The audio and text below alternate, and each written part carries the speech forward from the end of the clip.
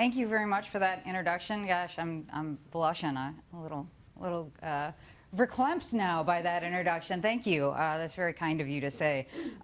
So I am Jen Markewych. I don't think I can follow up Sarah's introduction actually, but I will tell you more about me in a little bit, but I'm going to kind of leave that. But just so you know, I do have a background in emergency response. I've been doing crisis response for 22 years now, so a little bit. But I also have a background in public administration and philosophy, and that's going to be a little bit of what we're going to be talking about today.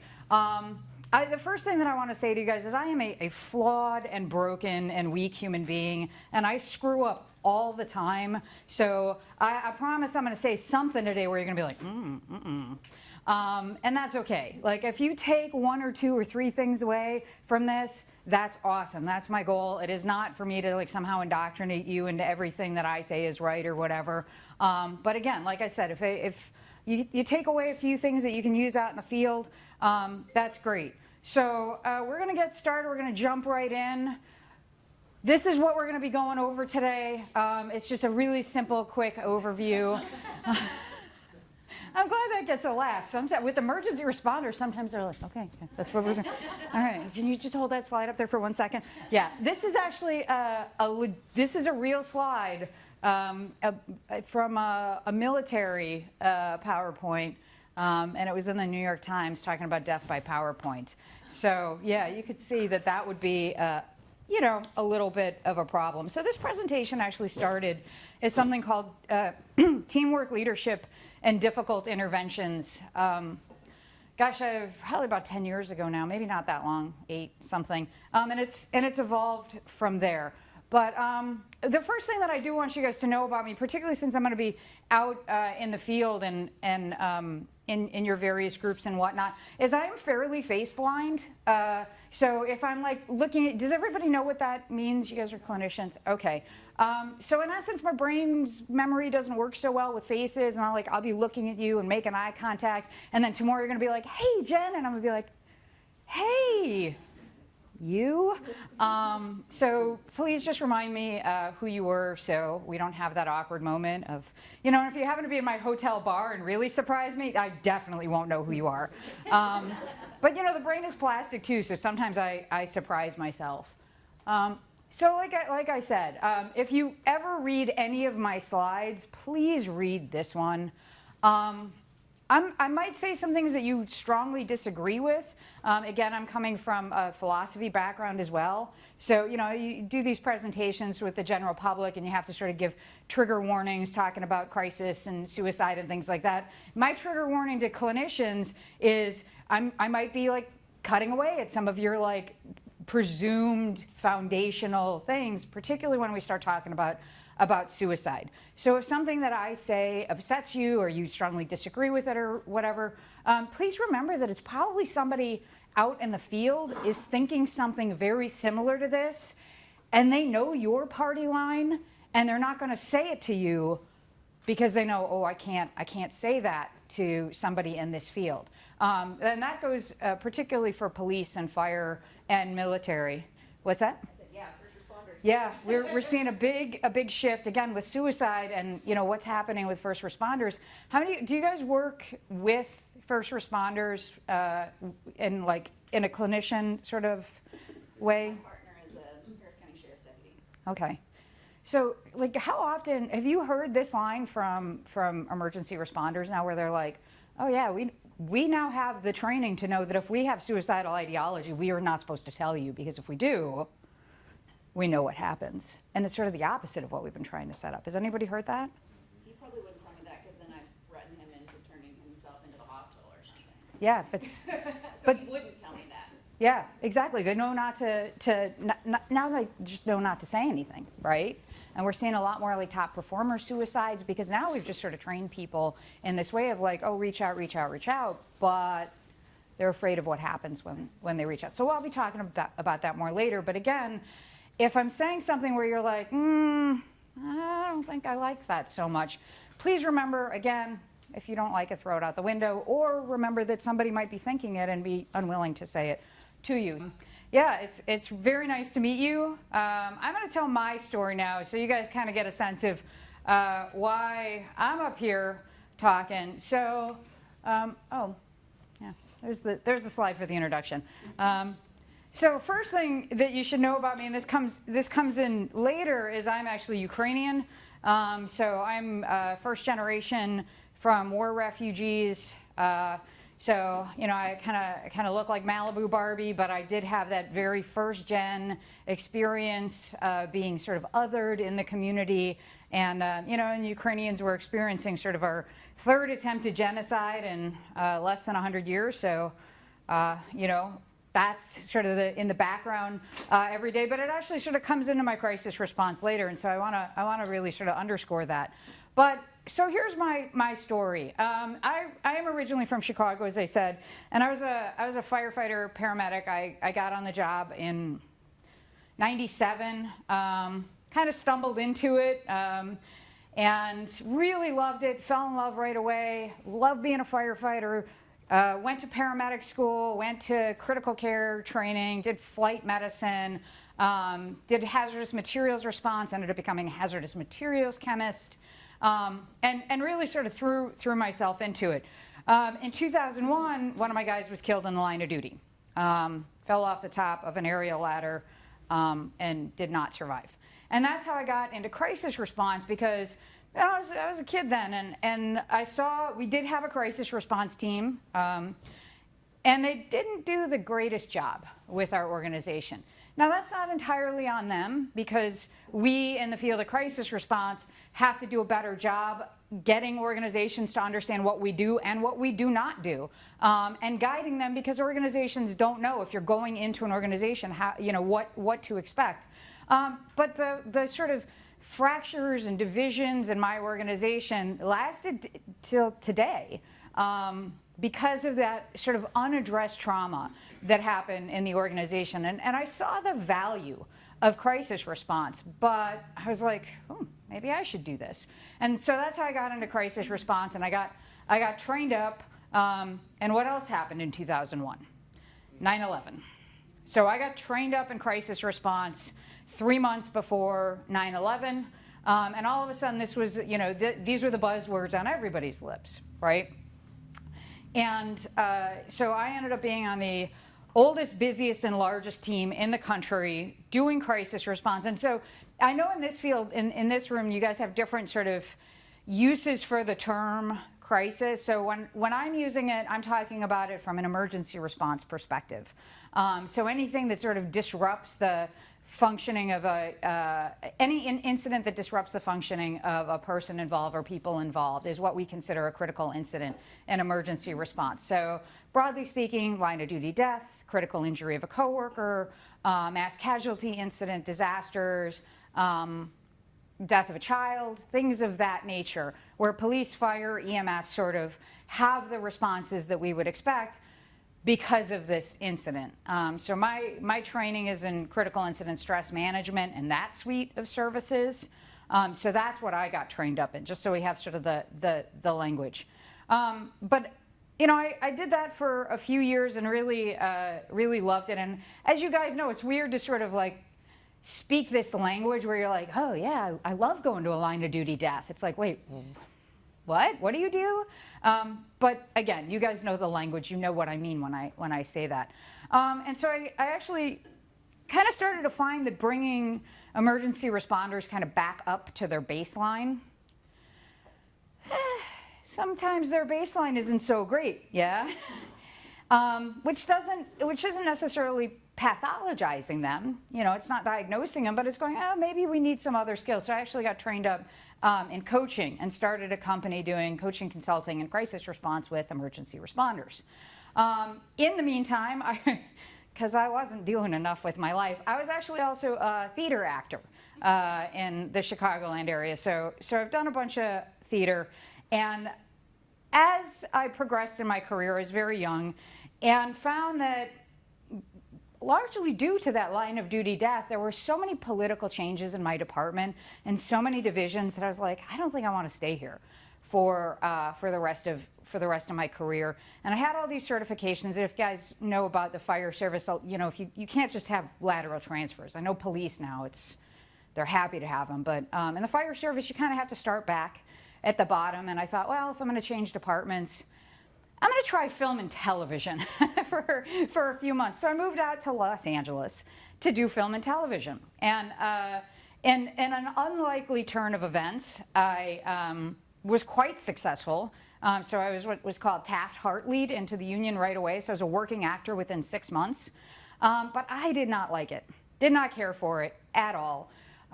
Just didn't like the culture of it. And I missed emergency response. And so the earthquake in Haiti happened. And I was like, ooh, I want to get in on that. And so I worked in Haiti for quite a while after the earthquake, and you know, was reminded how much I love emergency response and really wanted to be in that community. I got on the mayor's crisis response team in the city of Los Angeles and started, so I kind of shifted over to the other side of things. The mayor's crisis response team in the city is a civilian response team. So going out to support civilians post-critical incident. So same set of incidents, significantly different population, right? So I was doing that, and at that point, coming back from Haiti, I don't know if I want to get back on the job and, you know, be washing wheel wells and, you know, all of that stuff. So I didn't know what I wanted to do, but I had my company. I was doing pretty well talking about this stuff with people. And I decided I was going to go back to school. And this is where it gets interesting. I'm very excited to be in Houston to tell you all this story because I get to tell it in a way that's a little bit more meaningful to you all and more meaningful to me. So you get more details than most folks get. So I go back to school, yeah? And everything is going very well for me. I'm in school, I've got my company, I'm doing crisis response, everything's going great. And for those of you who have gone back to school, as these things happen, there's a little bit of a glitch in the academic bureaucracy. And I was made to take one philosophy class. I don't want to take no stupid philosophy class. I don't want to sit around thinking about thinking. That sounds dumb. I've already done an associate's degree. I've done all of my GE. I don't need to take this class, right? I'm doing a double major and a double minor. I went back to school for a degree in psychology with a minor in public administration, another degree in fire protection with a minor in criminal justice. What am I going to go do in this philosophy class, right? So I registered for said philosophy class because I'm not so great with bureaucracy, and I'm like, fine, I'd rather sit in a class for 10 weeks than try to get out of this class. And the night before, this is a part of the story that I don't always tell people. I don't usually tell people, but I got to tell you guys in Houston. I have to. It means a lot to me. So the night before, I'm registered for the class, and I'm like, typical fireman, right? I don't want to take this class. It's stupid sitting around thinking about thinking. And I dropped the class. And I'm on campus the next day. My other classes, all of this. And this is not a joke. I don't know what you all believe in the world, but I was walking off of campus, and we've got this big Confucius statue on campus. And I stopped, and I was just like, you know, a lightning bolt. I was like, I really got to be in that philosophy class. I need to be in this class. I don't know why, but I need to be in this class. And so I'm like, okay. Now I was a really bad kid. I should tell you guys that when I was younger, I was really bad. I got a bad mom. She's Munchausen by proxy and borderline personality disorder and all of that. So I had like a really traumatic upbringing. But once I became a firefighter and went back to school, I was a really good kid. So I had no idea how to add a class because I was always like, okay, you know. So I go to this classroom, and I'm sitting there, and there's this grouchy old man writing on the board. I'm like, class is already full. Excuse me, sorry, professor, can I add your class? And he goes, you want to add my class, or you want to add the next guy's class? I'm like, ooh, I want to add the next guy's class, for sure. And so I sit down, and I'm waiting patiently. And this guy walks in, and he's 6 foot something. And he looks like all y'all, because he is all y'all. He's from Conroe, Texas. And he looks like he's pretty much just walked off the oil fields. He's got his boots and his Astros cap. And I'm like, This is not what I think a philosopher looks like, right?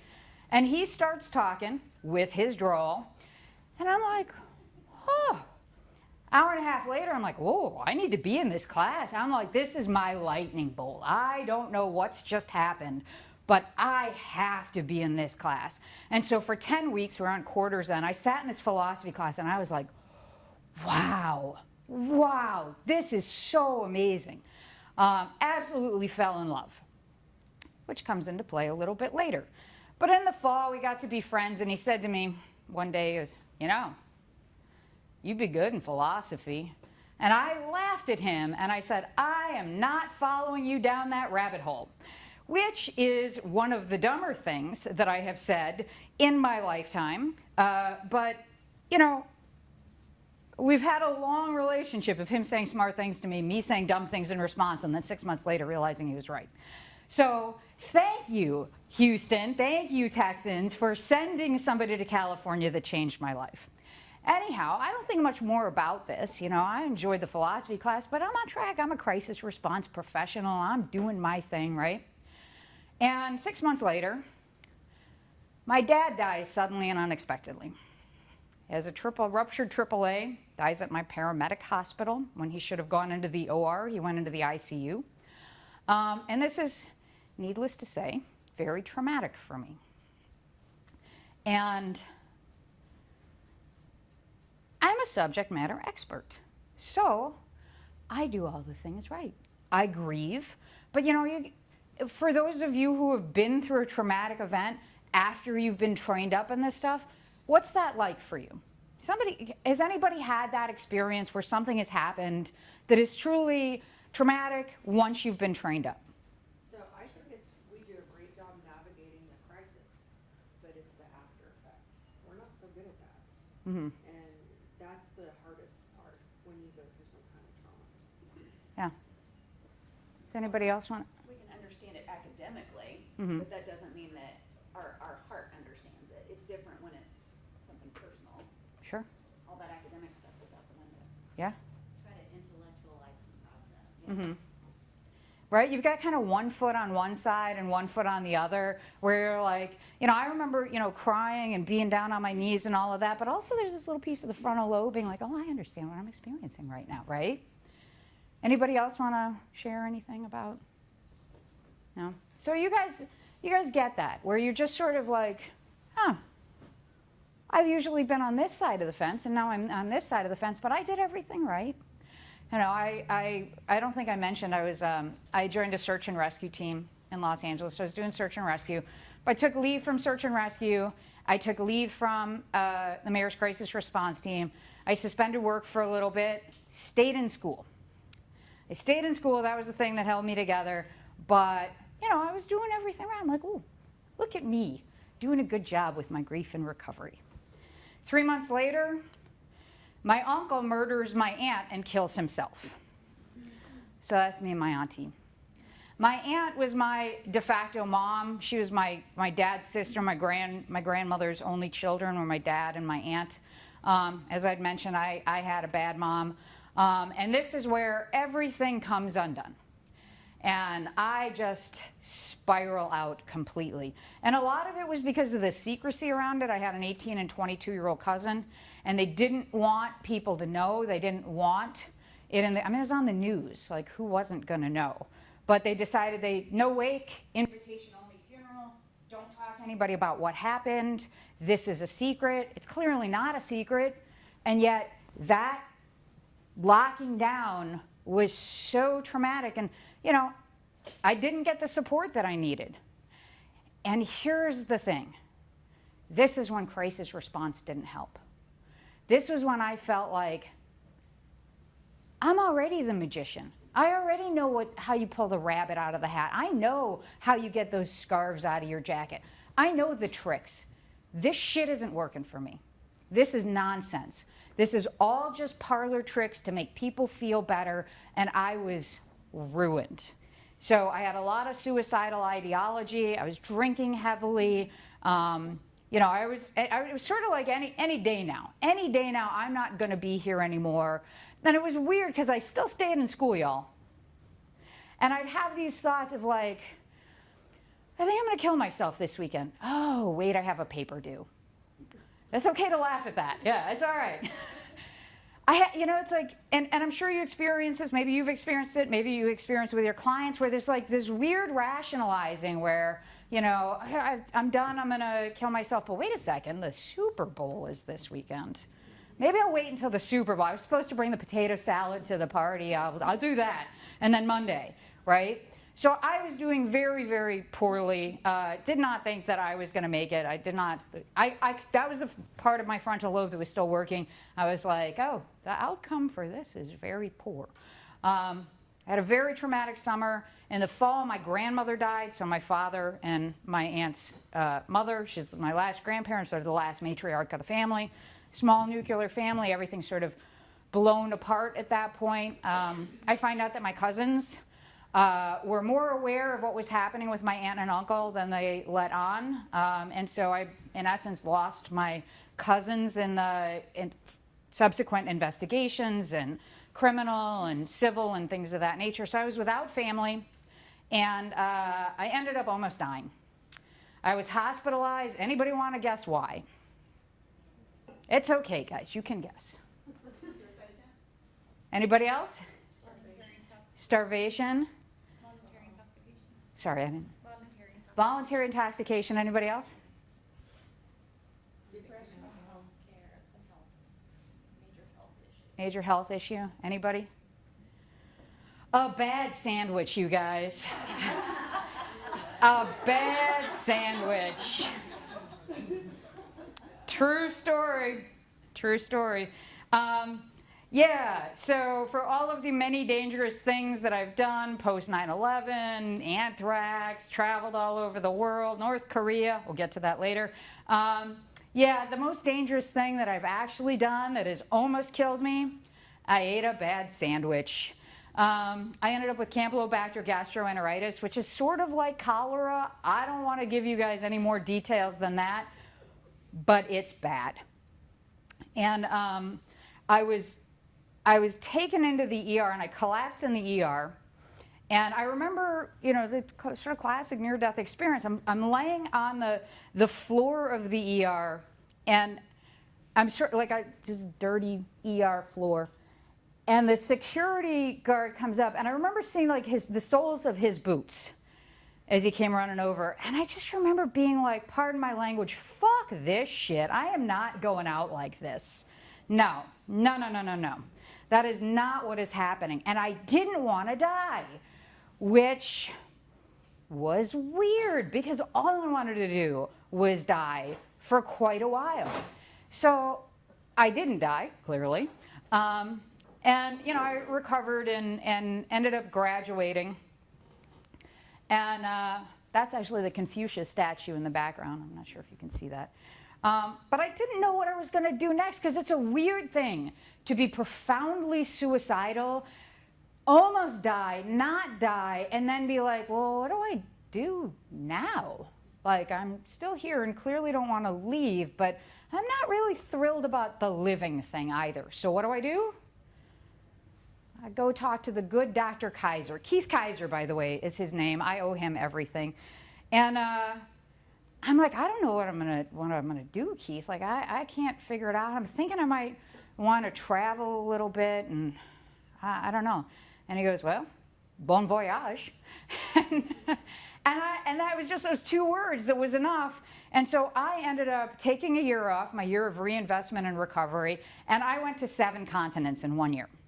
So I went to, the sort of standard places, but I did go to Antarctica, and I went to North Korea. I spent a bunch of time in North Korea, and one of the things about being in North Korea was it actually kind of brought me back to good.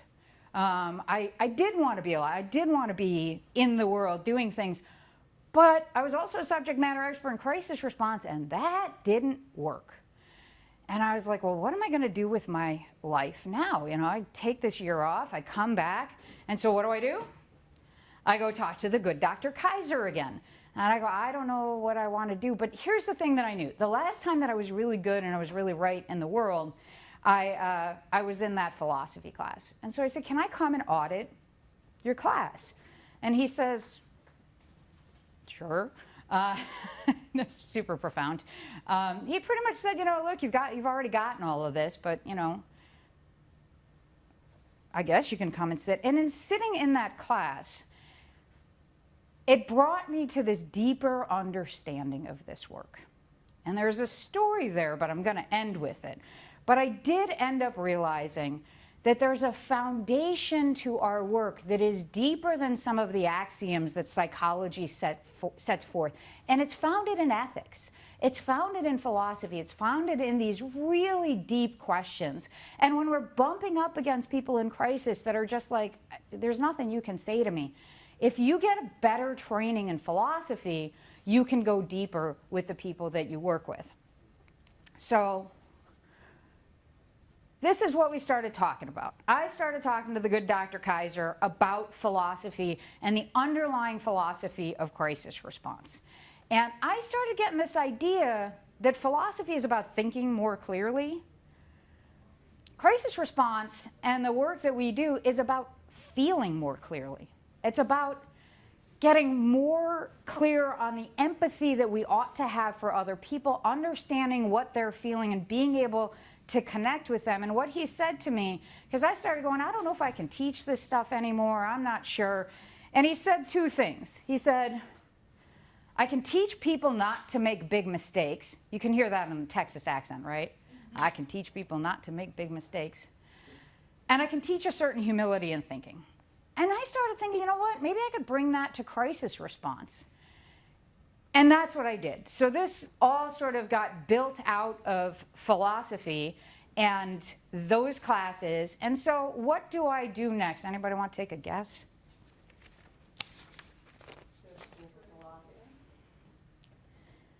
I go back to school. I go back to school. What do I go back to school for? Public administration. Look, you guys, I'm kind of a slow learner. I was still in that, like, I'm not following you down that rabbit hole. How am I going to explain philosophy to police and fire and all of that? That's not going to make any sense at all to them. So I got to get a useful degree. So I go back for public administration. And, but all I'm doing is taking philosophy classes. And my professors are like, what? And the philosophy department's like, wait, what are you doing here?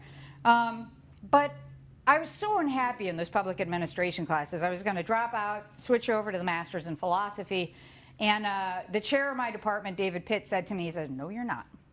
And he said, you're not, because what you're going to end up being is a philosopher with a master's in public administration. And that's going to be invaluable. So stick with that. So I did end up going and getting a master's in public administration. And this might not be as meaningful for you guys, but for like independent teams it can be, because this is another thing where we sort of lose track of how government works. And again, maybe not as much you guys, but the more you know about public administration, then the more you know how to get money, the more you know how to pack it in, the more you know how to go around systems. So it ended up becoming very, very useful.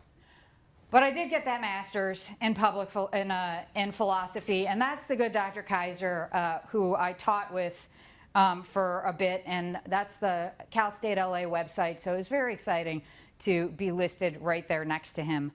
So I got a master's in philosophy and taught for a while, and then started a PhD program at UC Davis, and still do this work. So now what I do is go around and talk about, well, talk about how philosophy applies to crisis response and how we can use philosophical tools to get deeper and at least know that those tools are there, at least understand why we're saying the things that we're saying. So let me ask you guys a question, because I need some water. What are y'all doing here? And make that interpret that question as you see fit. What are you doing here? What are you doing here? What are you doing here? Don't all talk at once. My purpose is to serve. To be of service. I got the big answer. What else, y'all? Just to learn a little bit more. Okay. To serve, to learn. What else?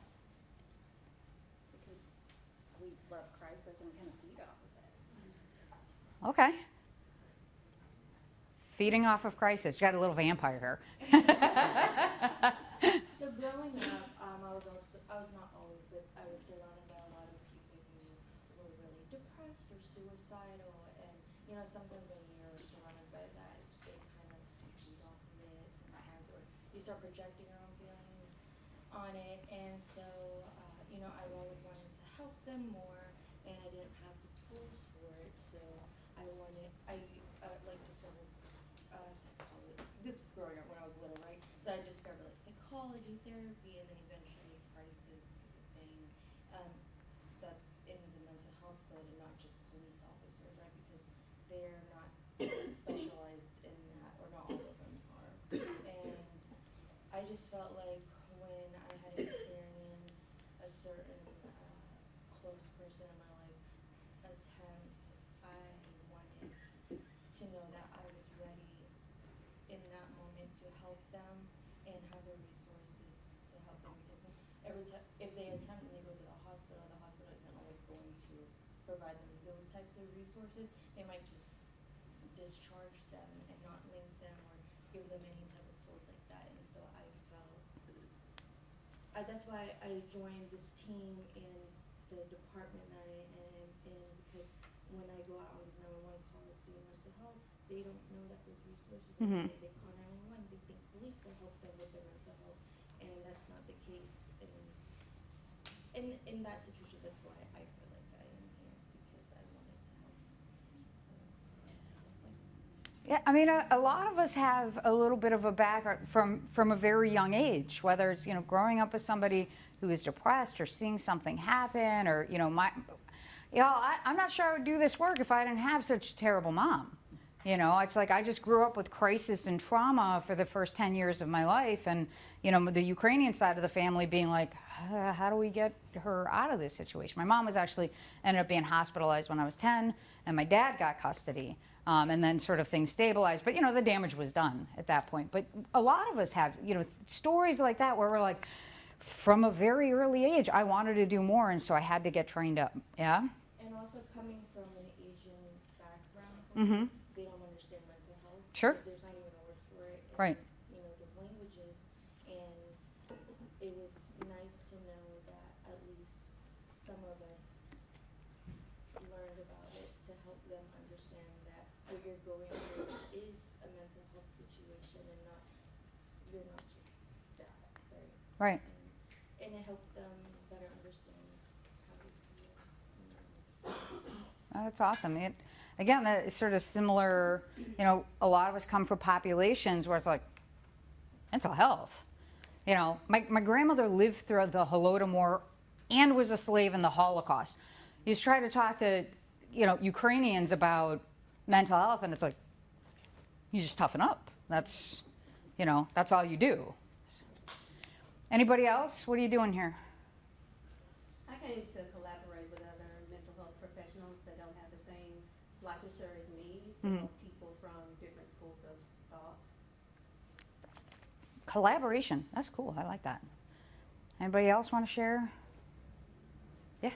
For me, it was a choice. I was in the insurance side of business, and I felt that I needed to do something that was more meaningful for the rest of my life, and I became a volunteer. I volunteered to the parenting classes to parents that had a CPS case, and I met social worker and had a volunteer job, and I loved it. I loved connecting with people, and I loved being there and talking and helping them problem solve and helping them when they are in a bad place. Cool. Anybody else? I'll share.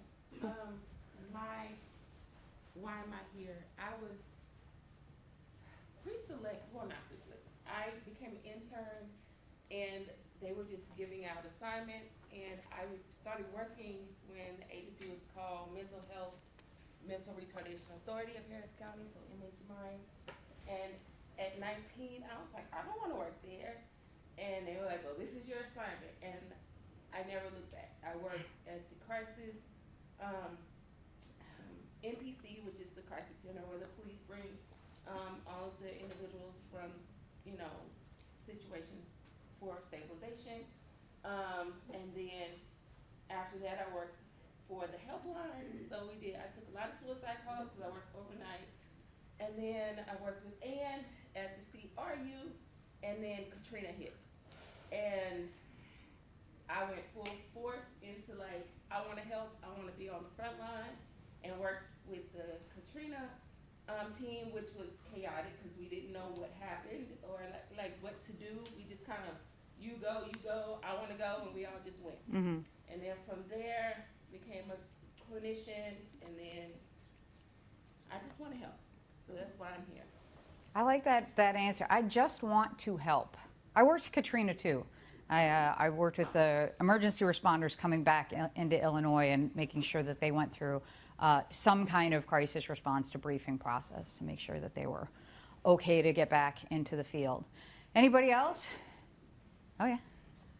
I'm just fascinated with kind of the why of what we do.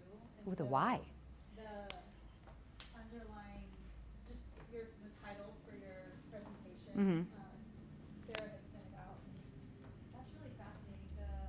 What are just kind of it's kind of the foundation. It feels like we're going back to the roots of it and having a lot of thinking possibly challenged. And so, yeah, that's interesting. Cool. Anybody else? All right. This is what I didn't hear anybody say. This is going to be the one time I read a slide to you. We know that crisis response is a critical element of disaster management that relies heavily on data-driven decision-making. The sophisticated statistical methods used in crisis response include exploratory data analysis, time series analysis, spatial modeling, Bayesian inference, and Monte Carlo simulation. These methods are instrumental in identifying patterns and correlations in the data, modeling uncertainty, and evaluating the effectiveness of response strategies. Additionally, you know what, I can't get through that actually. Nobody said that, right? My husband has a master's degree in emergency management. He probably would have said that, but he also would have said that he feeds off of it. Oh man, statisticians play a crucial role in crisis response efforts, providing the necessary analytical tools to support evidence-based decision-making. Blah, blah, blah. I don't know what that says. So here's the reason that I put this up there. By the way, this is, in case you're horrified that somebody actually wrote this, are you guys using AI at all? Are you integrating? Yeah, I know you are. Okay. Yeah, it's a useful tool. You're not going to be able to avoid it. It's probably better to start playing around with it now and see what it does and when it gets real weird on you. I use Bard a lot. So I asked Bard to explain crisis response and using statistical language. And Bard did, and then I was like, make it more technical, make it more technical, make it more technical. And so this is Bard saying this, probably stealing it from all sorts of places.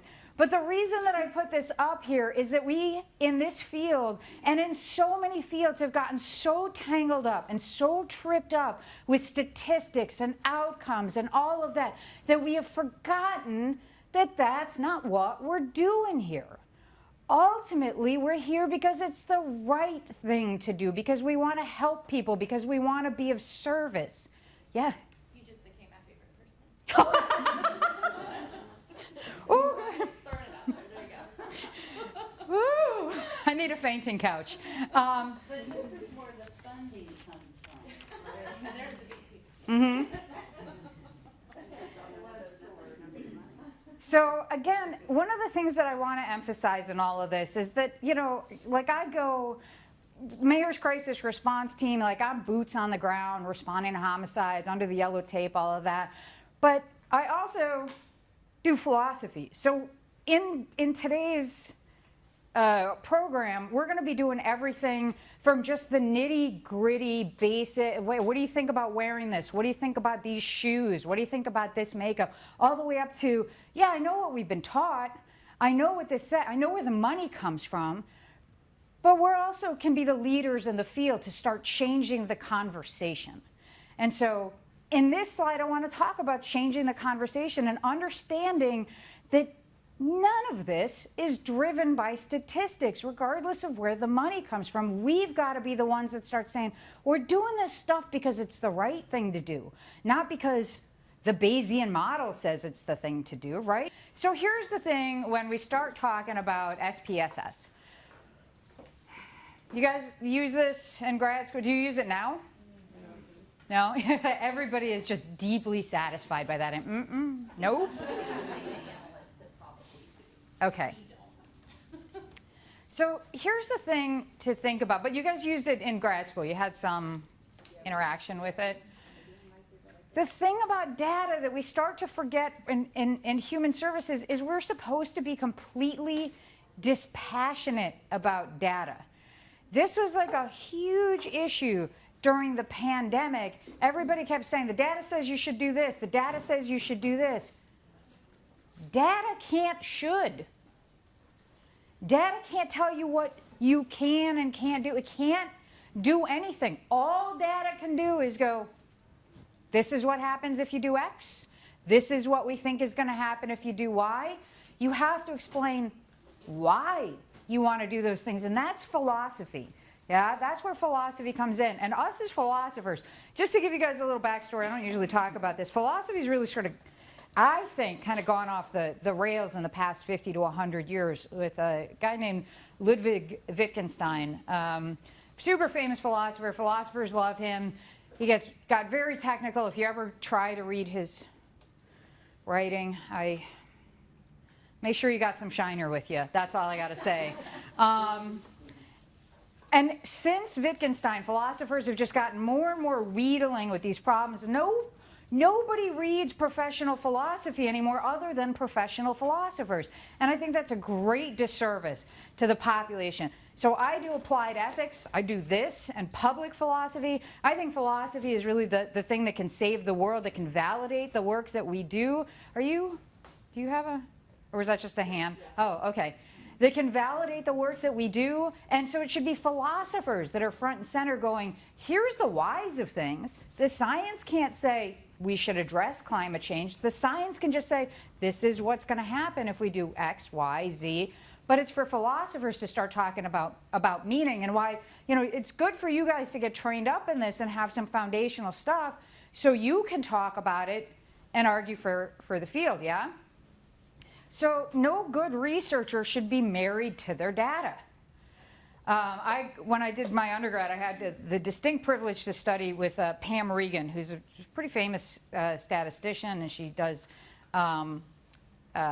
social psych, wrote a really great book on relationships. But I was learning all this stuff and the meta-analyses and all of that. And I was like, this feels... there's something not right here. And she said, all of these studies are about finding differences, right? Your p-values, here's your outcome that's more positive. But she said, I've never gotten a set of data that I couldn't somehow justifiably, within the parameters of data science, change in a way that I could get an outcome. I see you guys nodding. To get the results, not cheating, but get the results that you want to get. And she said, Jen, I think the stuff that we publish is the tip of the iceberg, and the base is that more often than not, we don't get those differences when we don't manipulate the research in that way. And so, as questionable as all of this is, sometimes, and again, I don't want you guys walking away out of here like, oh, Jen says all data is bad and don't do statistics. That's not what I'm saying. I think that there's a place for it. But it's just exploded in the world where we think that that's the only thing that there is. And to actually argue for things, you have to have some axioms. You have to have some ethics. So we're going to get into that, yeah? But really, you know, you guys know this. This is what SPSS does. But what it cannot do ever is say ought. Right? You ought to do X. You ought to do Y. You ought to use this program. You ought to fund that program. You're using this wrong if you're getting oughts out of it. Right? You build the ought from a foundation of, you know, I want to help people. I want to be of service. We want to live in a world where we take care of the people that are unhoused. Here's the way to do it. And that's the way to use statistics. The ethics of it is we just want to do this because it's the right thing to do. But then you start using SPSS and other data sets to figure out how to do it, right? So, for example, like in crisis response, there's been a war, like, and I don't know if you guys know sort of the background of critical incident stress management and how it goes sort of back and forth with the data, but people who actually are trained up in that particular skill set, you know, there's sort of like these backward studies that say it doesn't work and it does work and it doesn't work and it does work. The reason to use data is to go, oh, when do we have better outcomes if we do an intervention at 48 hours as opposed to 72 hours? You know, do we have better outcomes if we wait a little bit longer and kind of let people take a breath? Do we have better outcomes if we go in right away and do something right away? That's where you start using the data, but not, do we go in at all? That's philosophy. That's where we say, ought, right? So this is what all of this stuff looks like. Ugh. I don't know, you guys. It makes me tired just looking at my own slides. So I want to say one more thing, and this is just sort of a little sidebar. We're going to do a little bit of philosophy. So does anybody, are you guys familiar with necessary and sufficient conditions? Yeah? Everybody, or sort of? Just a quick review. So philosophers do something called conceptual analysis, and we start talking about like what is it to even be something? What is it to be an intervention program? What are the necessary conditions that we need? You like my penguin, by the way? He's kind of great. So the necessary conditions, any cocktail people in here? What's that? Like cocktails. Drinking, yeah. I was like, wait, what? Yes! Where are we going for lunch? Having the liquid lunch.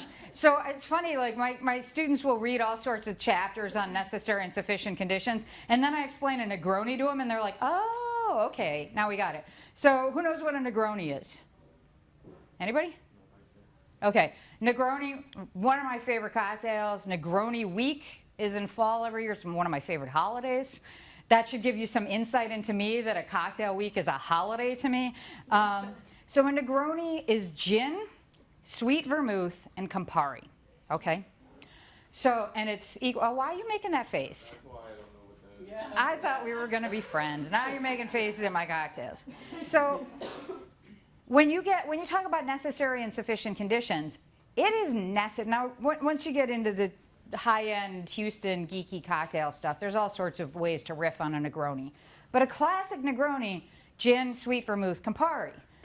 Gin is a necessary condition for a Negroni. Sweet vermouth is a necessary condition.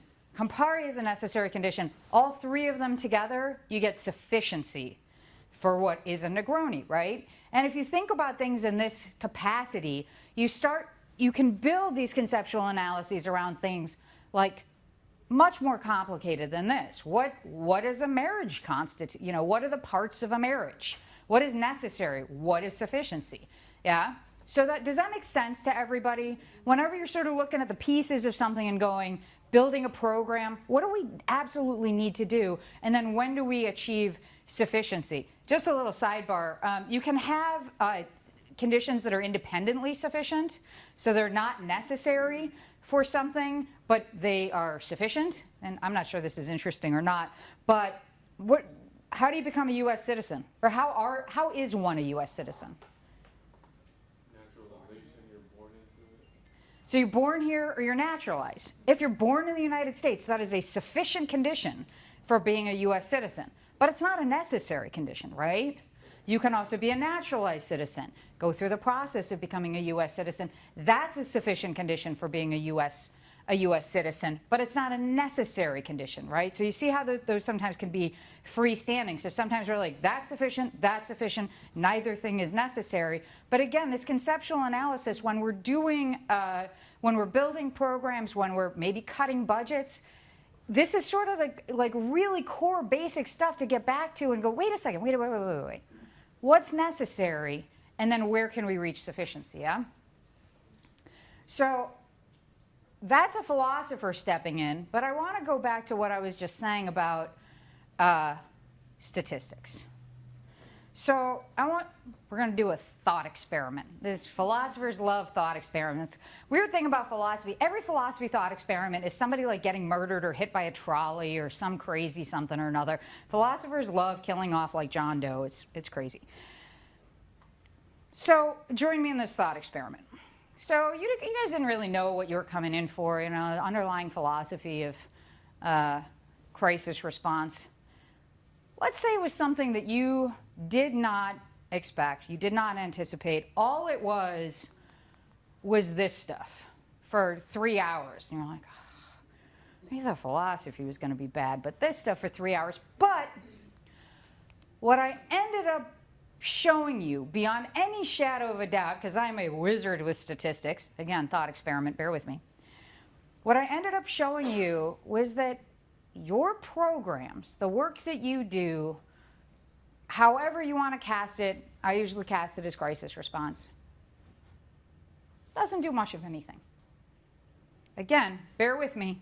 I see some eyebrows. Thought experiment. You sit here and you're like, it's not just one study, it's not 2 studies, it's absolutely rock solid data. I've done all of the work, and as it turns out, all of the king's horses and all of the king's men coming in to help people that are struggling, and then nothing, these have absolutely the same outcomes. Uh-oh, right? Everybody, just even feeling that. You guys are all like feeling kind of heavy about that, right? And it's lunch, and you all walk out, and nobody's feeling really good right now, right? I've just shown you beyond any shadow of a doubt that the statistics don't show positive outcomes, yeah? And you go out to lunch, and you're like, where are we going to go? I don't know. I don't feel like eating. I don't feel like doing anything. I'm just going to lay down on the sidewalk, whatever. And across the street, as you are walking out, there is a drive-by shooting. And a woman is walking with her adult-age son, and the son is killed, injuries unsustainable to life, quite obviously. And she collapses down with him and is screaming and crying in agony over the body of her son. What are you guys going to do? Reach out to her. Say it louder. Go reach out to the mother. Right. You're going to go help. You're going to go help. You're going to go help, right? You're going to go help. Why? Because it's the right thing to do. It's the right thing to do. It's the thing you ought to do. And you throw everything that I just said out the window. You just completely forgot that I just presented all of this. Like, no, it's if you let mom just sit there and cry, the outcomes is statistically p-value, blah, blah, blah. Who knows? Why don't you just go have lunch? Because it's the right thing to do to help. And that is the foundation. That's the axiom that you're always arguing for. Whenever you look for funding, whenever you look for grants, the data is important. The SPSS is important. But you always have to get down to that because it's the right thing to do. Because we think that people matter. Because we care. That's why we do it, yeah? So that's the thing that's important and the thing to remember in all of this. And anybody, look, y'all, I got strong words right now. Anybody who fights you on this, anybody who's like, well, I don't know about the funding and the budget and the p-value is not high enough. I'm not going to call him a scientist. I'm not going to call him a clinician. I'm going to call him a jerk because I love your face right there. You're like, oh, what word is she going to say? So far, I think I've only cursed once. you're a bad person if you're like, we shouldn't be doing this stuff. Ugh, we shouldn't be funding it. It's the right thing to do. Yeah, that's how we get behind this and we throw our shoulder behind it and argue for this work. So, but then, I want you guys to think about the science in such a way. Can I get the screen up, Sarah? Should I do it or? Okay. Pineapple. Oh wait, pineapple is for the heat. So we get caught up too much in like trying to prove this stuff statistically. I'm just drawing a triangle. It's not a great.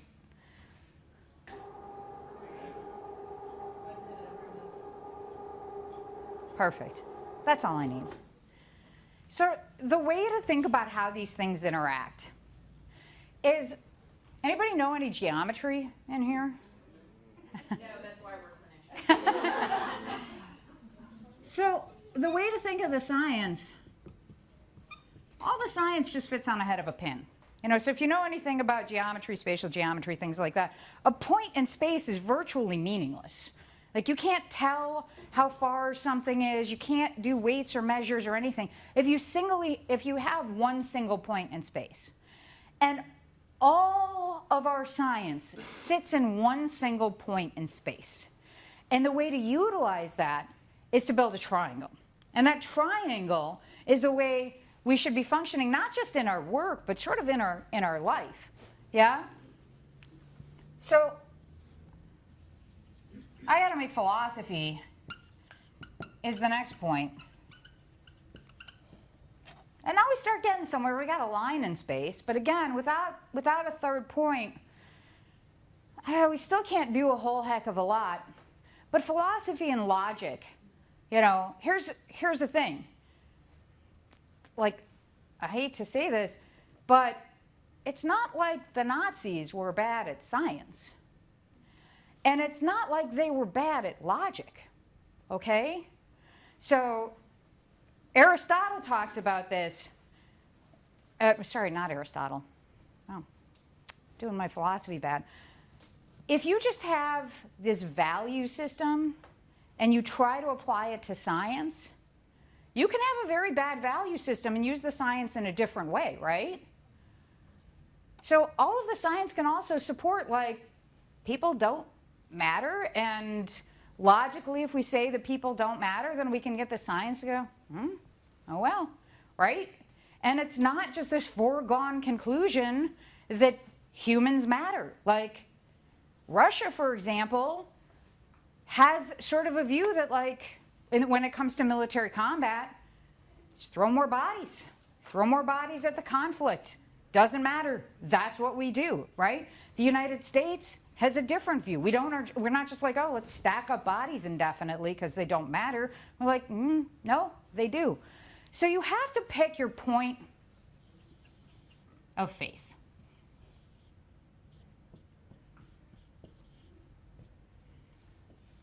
And this is where you start getting this super stable triangle.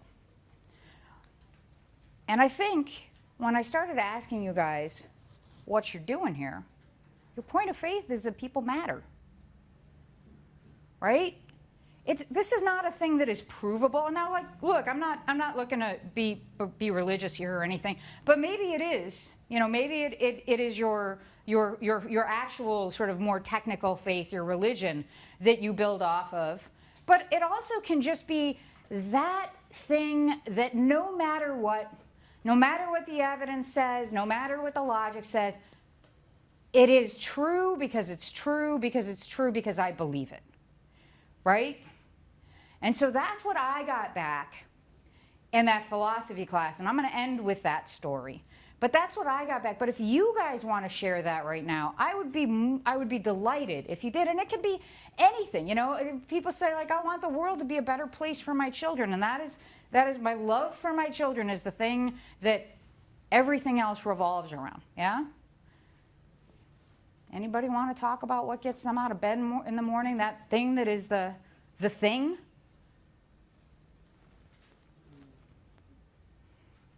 Godless heathens? Nobody? I think for me, Mhm. And for us, at least, I don't want to speak for everyone, for me, it's being able to serve a population who, in many cases, are voiceless. And so we're able to provide that support, that assistance, that whatever they need to be able to live a happier life for themselves. Mhm. If I could kind of piggyback off that, I think I didn't have a lot of advocates for myself growing up, people to help me with things. So yeah, being an advocate that I didn't have. For me, it's just to make a difference, and that can look many different ways depending on what's ahead of me that day. Mhm. For me specifically, it is to help the client improve their quality of life, whatever it is in whatever area, because they deserve it. And they need a partner to help them achieve whatever level they get. Probably to fulfill the potential that I think I have, and then what I'm pretty sure other people have, and to try to help them meet that goal by myself.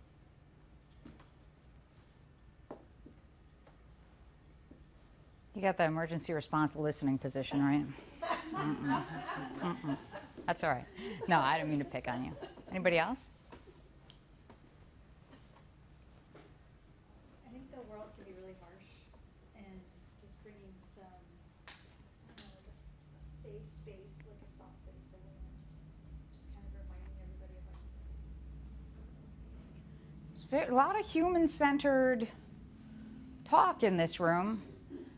And the reason that I want to draw y'all back into this is because that's not supported by science.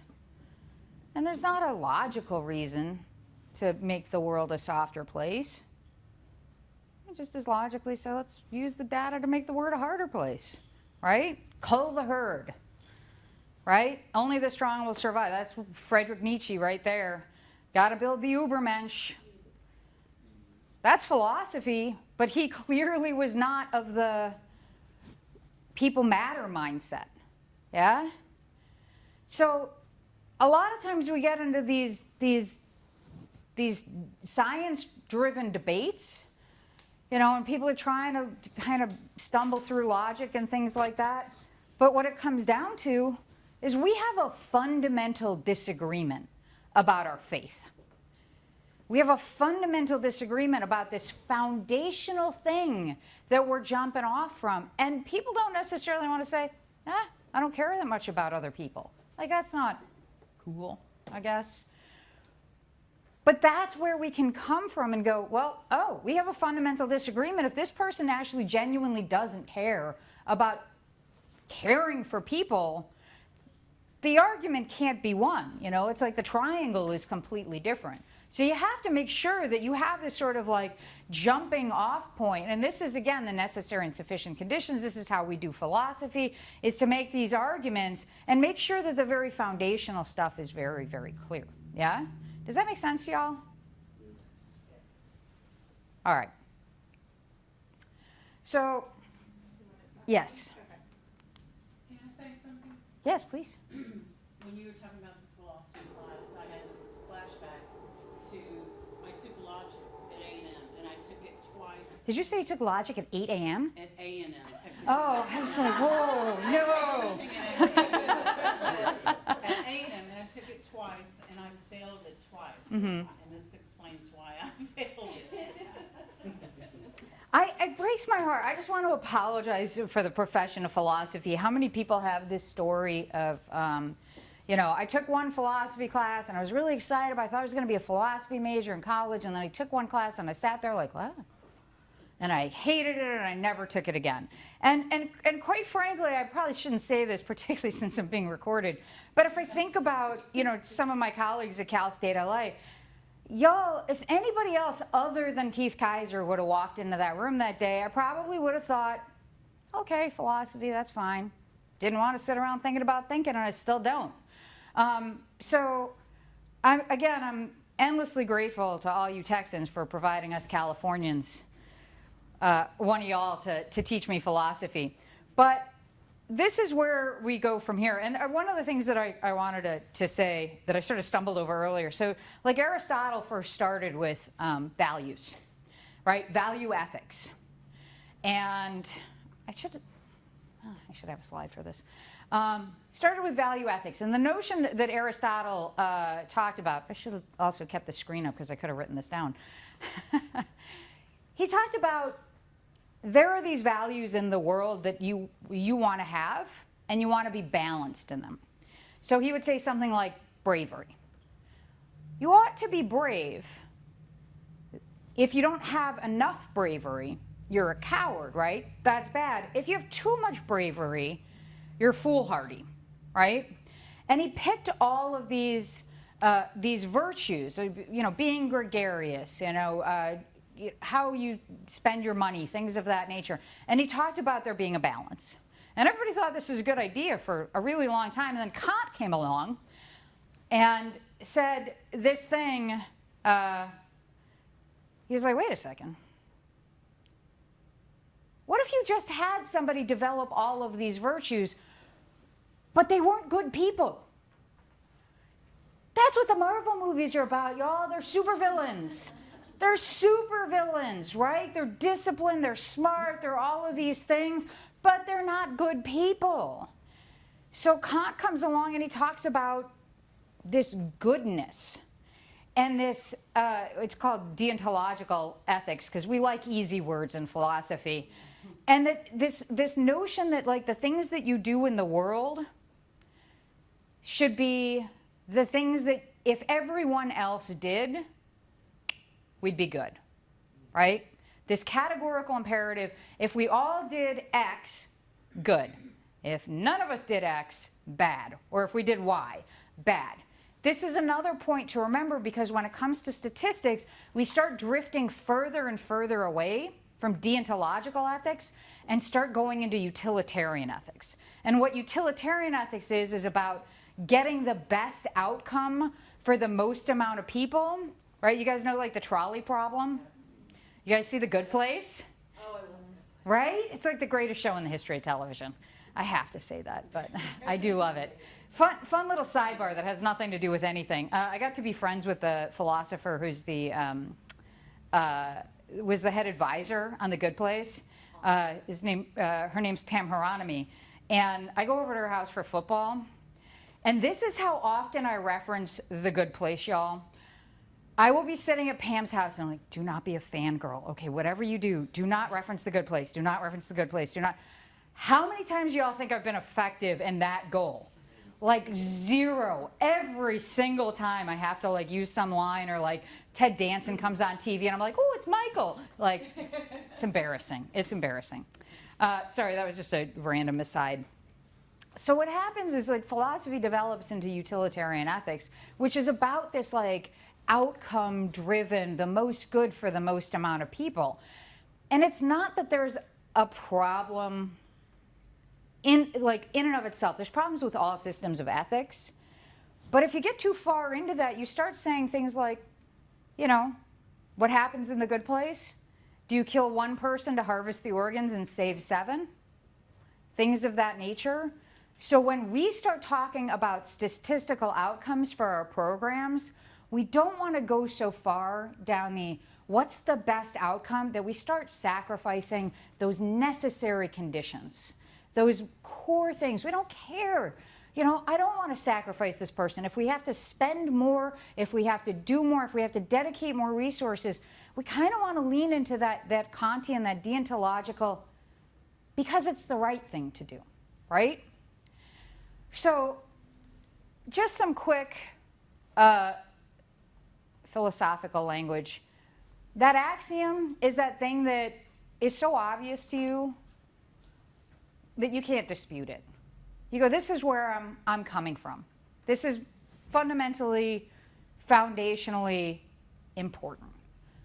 You know, if we care for people that are addicted and we do it for 20 times, 30 times, 40 times, we do it because it's the right thing to do, right? Does everybody have that view?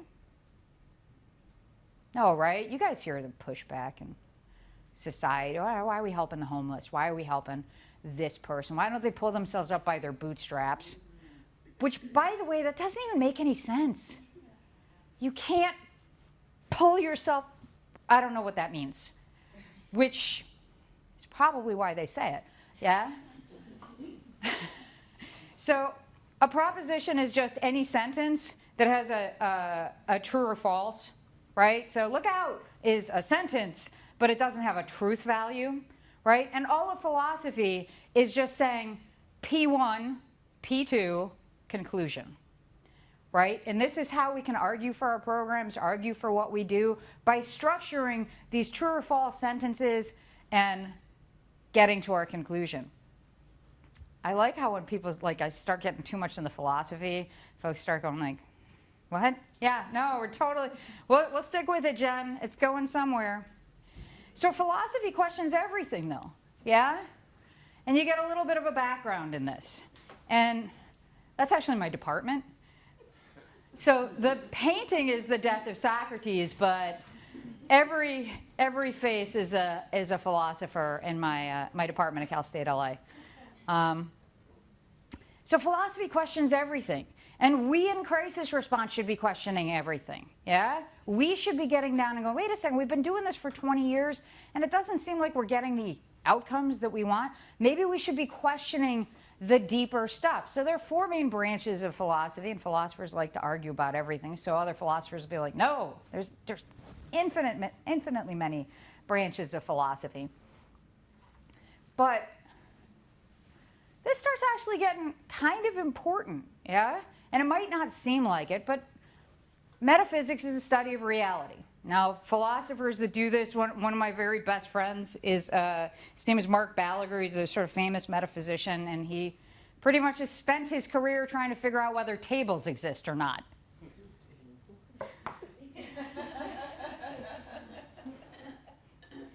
I got better things to do with my time.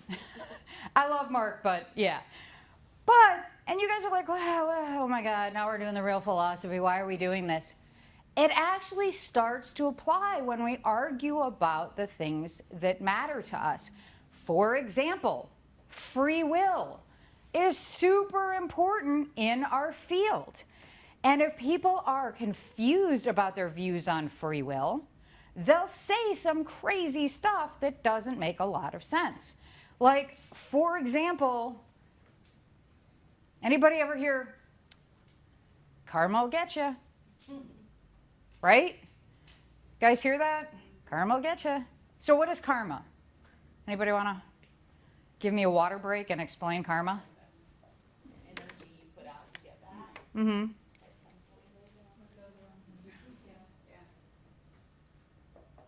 point. So more technically. What's that? I said delicious. Karma's It's not coming back around to you, so when you really wanted to. I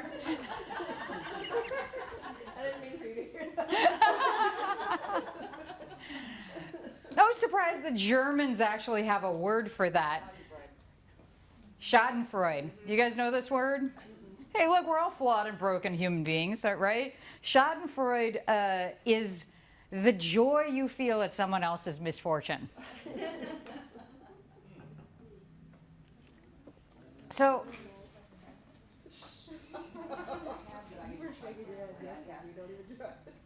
what's going on? No? No, stop looking at me. I'm having a sidebar. Okay. So like things like karma, where people say things like, you know, well, that's just karma. That goes around, comes around, all of that. We do have to remember that what karma means in the religion that it comes from is that everything goes around and comes around. So what you're saying when you're looking at that person, also means that every bad thing that's ever happened to you, you did something in a previous life that you were asking for too. Like, so again, that's that, like, let's get metaphysically clear about some of the things that we think in the world. Free will, anybody want to say anything about free will? Because I got some big nods about free will. So you guys are doing metaphysics every single day. I'm not joking, I mean that. I know I said it for a laugh. Yes, you are all metaphysicians. Take that, Mark Gallagher. Yeah, so actually, Mark Gallagher, I was joking about tables, but he's written 2 books on free will. One is a sort of an overview of philosophical views, and it's sort of more for the general public. So if you guys had any interest in, getting into the philosophy of it.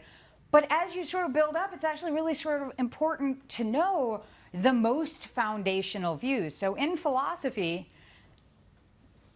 again, before we start getting into genetics, before we start getting into nature versus nurture and things of that nature, there's this philosophical view that how could we have free will if the universe is just stuff, right? Just protons and electrons and neutrons, smaller things than that, but whatever. And at the moment of the Big Bang, think of a pool table, right? If you know every single data point, the temperature in the room and all of that stuff, the felt, and you take that shot, that ball can only go in one direction, right? It's not going to like jump off the table and do a little tap dance, right? So this argument that there's no free will isn't just genetics, isn't just nature and nurture. It's literally that at the moment of the Big Bang, every pool ball in the universe started going in a different direction, and we are all just composed of pool balls, and everything that's happening at this moment, the shoes that I decided to wear, like how my fingers are spread, you checking your ring, all of that was determined at the moment of the Big Bang, and nothing else could happen. And that feels really, really weird to all of us, right? It certainly seems like I'm making choices up here. Certainly seems like I'm checking my watch and thinking about when I'm going to give you guys a break again, and like who's paying attention, like how quickly I should go. But if we don't have free will, it's not just genetics. It's Big Bang, we're just stuff, and stuff can't make an independent decision. Just because we don't understand how neurology works doesn't mean that it's not just part of that. Now, if you want to get more into the weeds about it, quantum physics does seem to suggest that things aren't quite as pool ball-y as we think that they are. And the reason that you all should know this is because what people like to do, by the way, the good Dr. Kaiser wrote his dissertation on free will, is that people kind of like to jump around on their views about determinism depending on how they're feeling that day, right? So we all sort of have to proceed as though we do have free will, because it certainly seems like it, right? And if you found out that in fact you didn't, and it just, boop, you're one of those pool balls, it really wouldn't change how you went about the world. Did anybody see during the pandemic that show Devs? Don't watch it. I did make the mistake of watching it with Mark Gallagher, who's the philosopher of free will, and it's all about how people find out that they don't have free will and everything is predicted, and he just lost his mind for the entire show. So how would you do that? Like, no, you wouldn't sort of acquiesce to this notion of I don't have free will, right? We're actually seeing this now. This isn't just an argument in philosophy. We're starting to see this in neuroscience. Anybody do a bunch of neuroscience in school or, yeah? Where you're starting to see there's like these predictive studies that go, oh, I can predict what this person is going to choose before they choose, because the brain does things. I don't know as I have a lot of credence in that sort of thing. But the point that I'm trying to make, in a sort of maybe roundabout way, is that people jump around in their views about free will, and we got to be consistent about our views. You know, was that a stretch or a? Stretch. Okay. I thought maybe I saw a hand. I'm not sure. They start thinking that like, oh, these people can pull themselves up by their bootstraps and change their circumstances and do these things because they're perfectly free, but I'm a victim of circumstance, right? I'm not responsible. Things happen. You don't understand how I grew up, da-da-da. But that person, perfectly free to make those choices, right? We always have to think about that and be consistent in our views, whether we're just talking on this sort of like smaller scale of consent and agreement and things like that, or a larger scale like, well, if everything is determined, then everything is determined, right? You saw this with George Floyd and Derek Chauvin, and people had views that were wildly inconsistent about being a product of one's environment and being a product of one's culture and responsibility and things of that nature, right? And people would be saying all sorts of stuff where it's like, you know, one person is perfectly responsible for all of their actions in every single situation, and another person is never responsible for any of their actions in a situation. And that's kind of a weird view to have, right?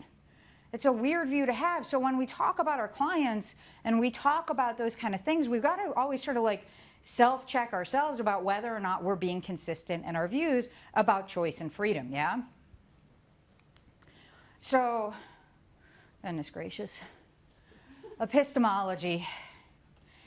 This is getting increasingly challenging in the modern world. And I tell you what, again, philosophers are like wheedling at these problems when, you know, you guys saw as clinicians in the past few years with COVID and with elections,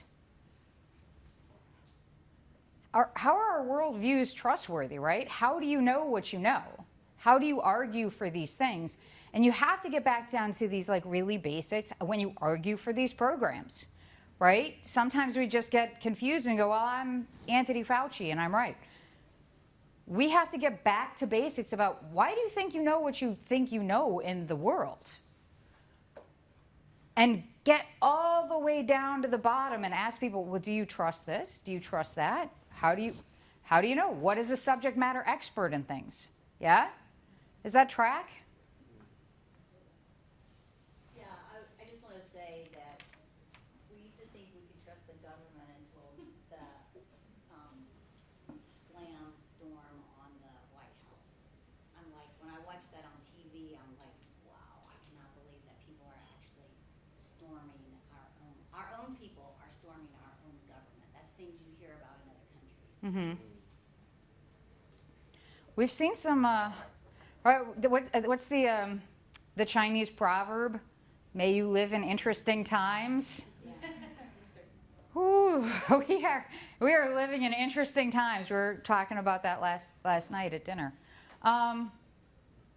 But again, how do we know what we know? Now, value theory is the study of ethics, which is really sort of where we center ourselves in. How do you know what to do is right?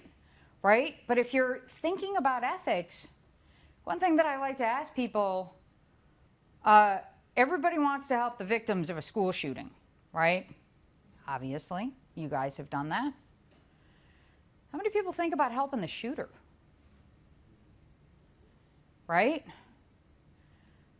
Clinicians, again, this free will thing, certainly the media puts it out there. Every victim of a school shooting, and certainly I'm not saying that this isn't the case, is the poor innocent victim of the shooting. And the shooter's the terrible monster that had perfect free will, chose their actions, plotted all of this.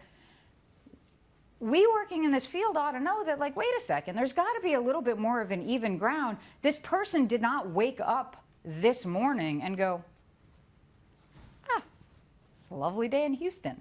You know, this is a buildup of all sorts of other traumatic events that have occurred, and this person is making a horrible choice, but they're always the victim of all of these other things that have happened.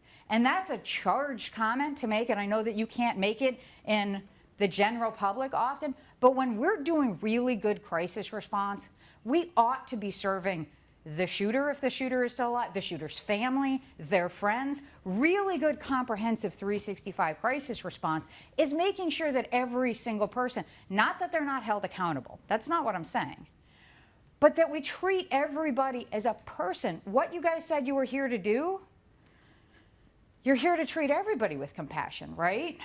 That's the value system that you lean into, ideally. Is anybody familiar with the notions of moral luck? So the idea of moral luck, people like to pop off about this kind of thing. But a lot of times you get to think that you're a pretty good person because you haven't been presented with a situation where there are no good choices, and you end up being a bad person, right? So I don't want to get too much into the weeds, but there's a couple ways to think about it. One is like the drunk driver gets behind the wheel of a vehicle, leaves the bar, drives home, gets home safe. Have they done a morally bad thing? Other drunk driver, exact same amount of drunk, exact same amount of driving skill, everything equal, gets behind the wheel, gets into a car accident. Maybe didn't even cause it, just happens to get into a car accident. But because they're over 0.08, it's 0.08 in Texas, right? Yeah. Because they're over 0.08, now they have all the moral charge of having killed somebody. The other person was just morally lucky, right? They're lucky that that didn't happen to them. Other things, when we catastrophic disaster situations, war situations, people make morally bad choices, and the ones who don't are oftentimes just morally lucky that they've never been in a position, right? When we work with officers in officer-involved shootings, whether it's in essence a justifiable shooting or not, the officer that doesn't have to ever pull their gun and pull the trigger, that's a moral luck situation, right? So the other idea to have in the back of your mind is moral injury. And moral injury is what happens when you do something that you know is a bad thing to do. And so when we're working with victims of crime, and that's a thing that has happened to them, a person who perpetrates a bad thing also can have an injury, and it can oftentimes be as bad. Folks who worked in the prisons, right? There's at least a couple of you, right? You guys are subject matter experts on moral injury, yeah? Did anybody want to say anything about that? The guilt and the shame of the person that realizes that they've sort of done a. I work with a lot of sex offenders. Ah. And I have some clients who are sex offenders that have never been caught. And I had one that did not admit that to me until he was dying. And so we had to work through the process of that as he was dying so that he could feel comfortable knowing. Mm-hmm. That's heavy work. That is heavy work to be compassionate towards somebody who, has done really bad things. Anybody else? I'll talk about working with people with moral injuries, soldiers a lot of times, military, I should say.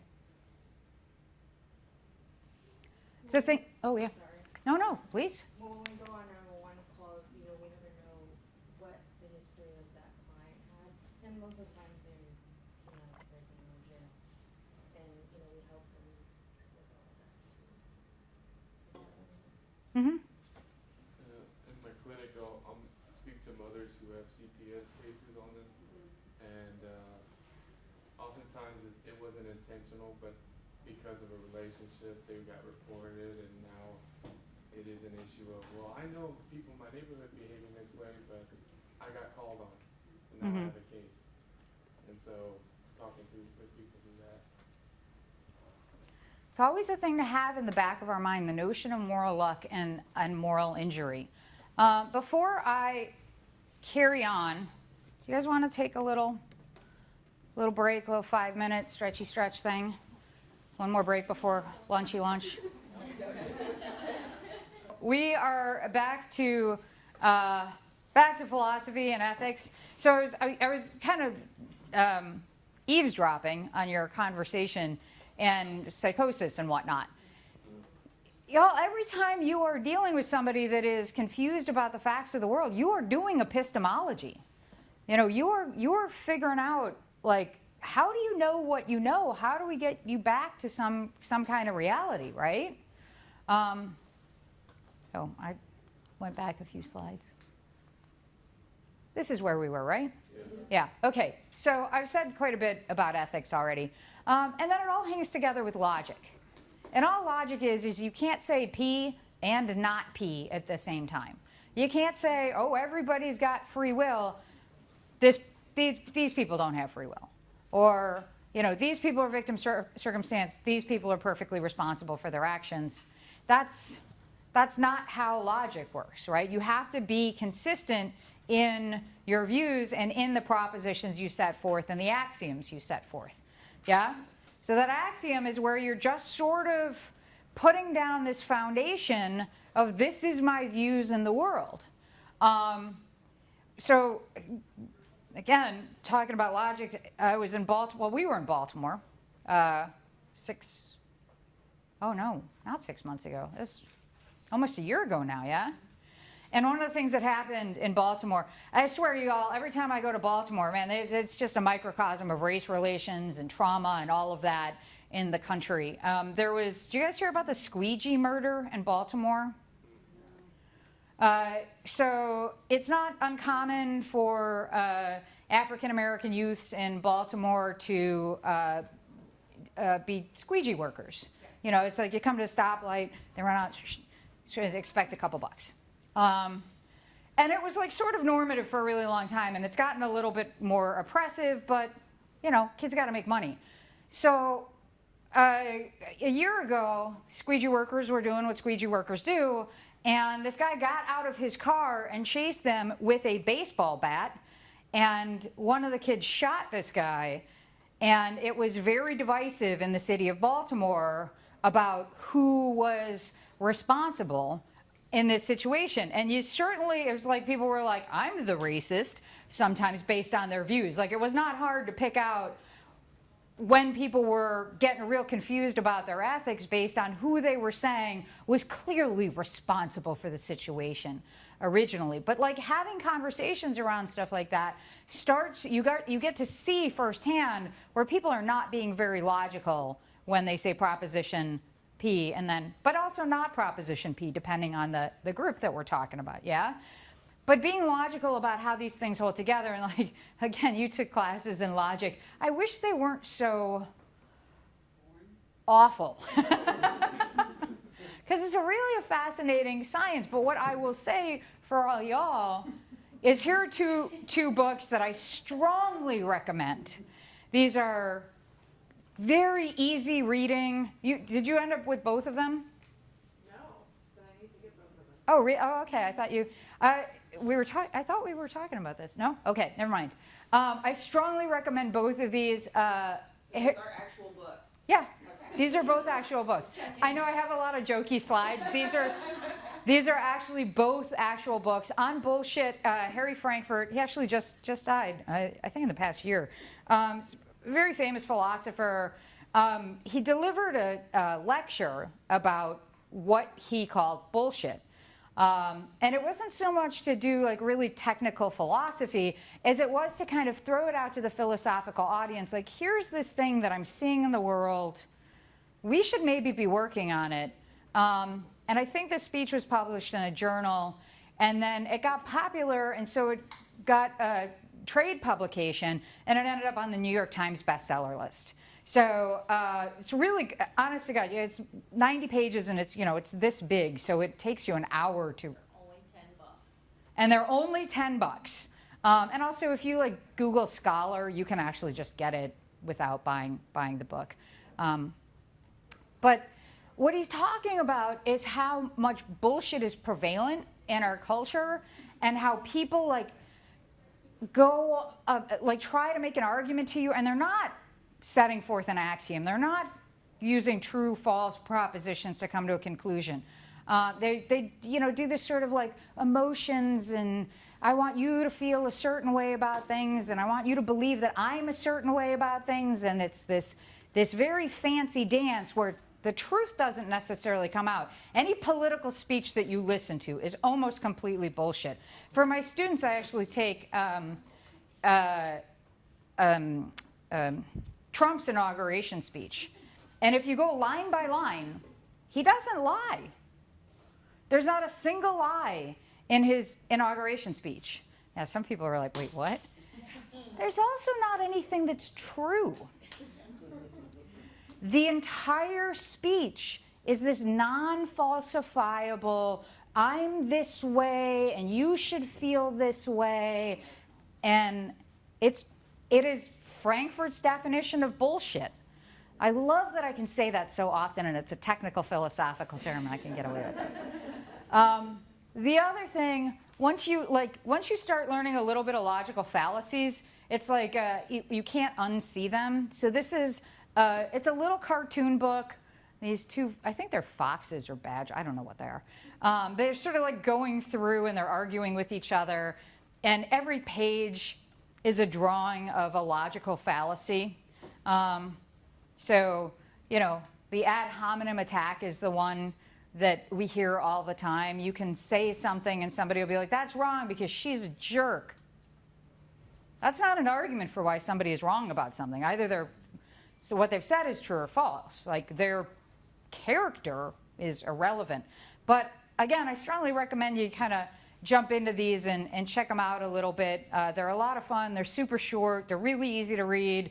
They won't put you to sleep, I promise. They'll be better than that logic class. But you can start to get a grip on how logic works in the real world and how people make really big mistakes with it. So, oh, there's Harry Frankfurt. The bullshitter is neither on the side of the true or the side of the false. His eye is not on the facts at all. He does not reject the authority of the truth as the liar does and oppose himself to it. He pays no attention to it at all. By virtue of this, bullshit is a greater enemy of the truth than lies are. Y'all we can't watch the news now without, and that's not any particular channel. You listen to one news story and I can guarantee almost 100% of the time there's some kind of bullshit happening. And it's supposed to be what, where, when, why, how, right? So transitioning, you got this whole foundation in philosophy, you got the whole field in an hour and 15 minutes. I'm going to set forth an axiom. The crisis response is a method. The things that we do, our toolbox, this intervention, EMDR, whatever you're doing, that's your method. But it's all foundational in empathy. And that empathy is a muscle that you use every day and every situation with every single person. Yeah? One of the things that I find deeply disconcerting when I go to things like World Congress is listening to the bar conversations. Because you have people that are very much on board to do good crisis response and empathize with police officers. And everybody else, F them. Firefighters, everybody else, F them. That's not how you do a crisis response. Even if that's your job, if you're on a crisis response team for police officers, certainly you have to empathize with officers, right? When we do crisis response in the city of Los Angeles, a lot of times empathizing is, you know, the same team will be peeled off with different groups. And the people that are working with these people are on the same team as the people that are working with these people, and we won't even talk to each other because we know these people and these people are not getting along for various reasons. I'm sure you guys are familiar with this if you work with gangs, right? But we, even if we're working with these people, and so it's not my job to empathize with you right now. Part of me empathizing with you is to not be seen empathizing with them. In my mind, I should be empathizing with everybody, right? That's really good 365 crisis response, to figure out how to empathize with every single person in the room and provide them good services. So you guys are the subject matter experts on this. This is what you actually do. That's the axiom that I'm setting forth, is what you're actually doing is using this empathy muscle every single day. With that in mind, I want to ask you whose team you're on. Anybody see this movie? It's The Butler. It's from, it's probably about I'd say about 7 years old. It's Forrest Whitaker, and he's a butler in the White House, and it's based on a true story. And he, you know, and he is by virtue of the fact that he's in the White House, he's the quintessential humble servant to really good administrations and really bad administrations. And how he sets his own ego aside to be of service is a really interesting thing to see. So let me ask you, whose team are you on? Who are you in service to? How do you couch that? So the point that I just kind of want to make here is to remember that when you're using this empathy muscle, it can't ever black spot out anybody. And if it does, we have to police ourselves for that, right?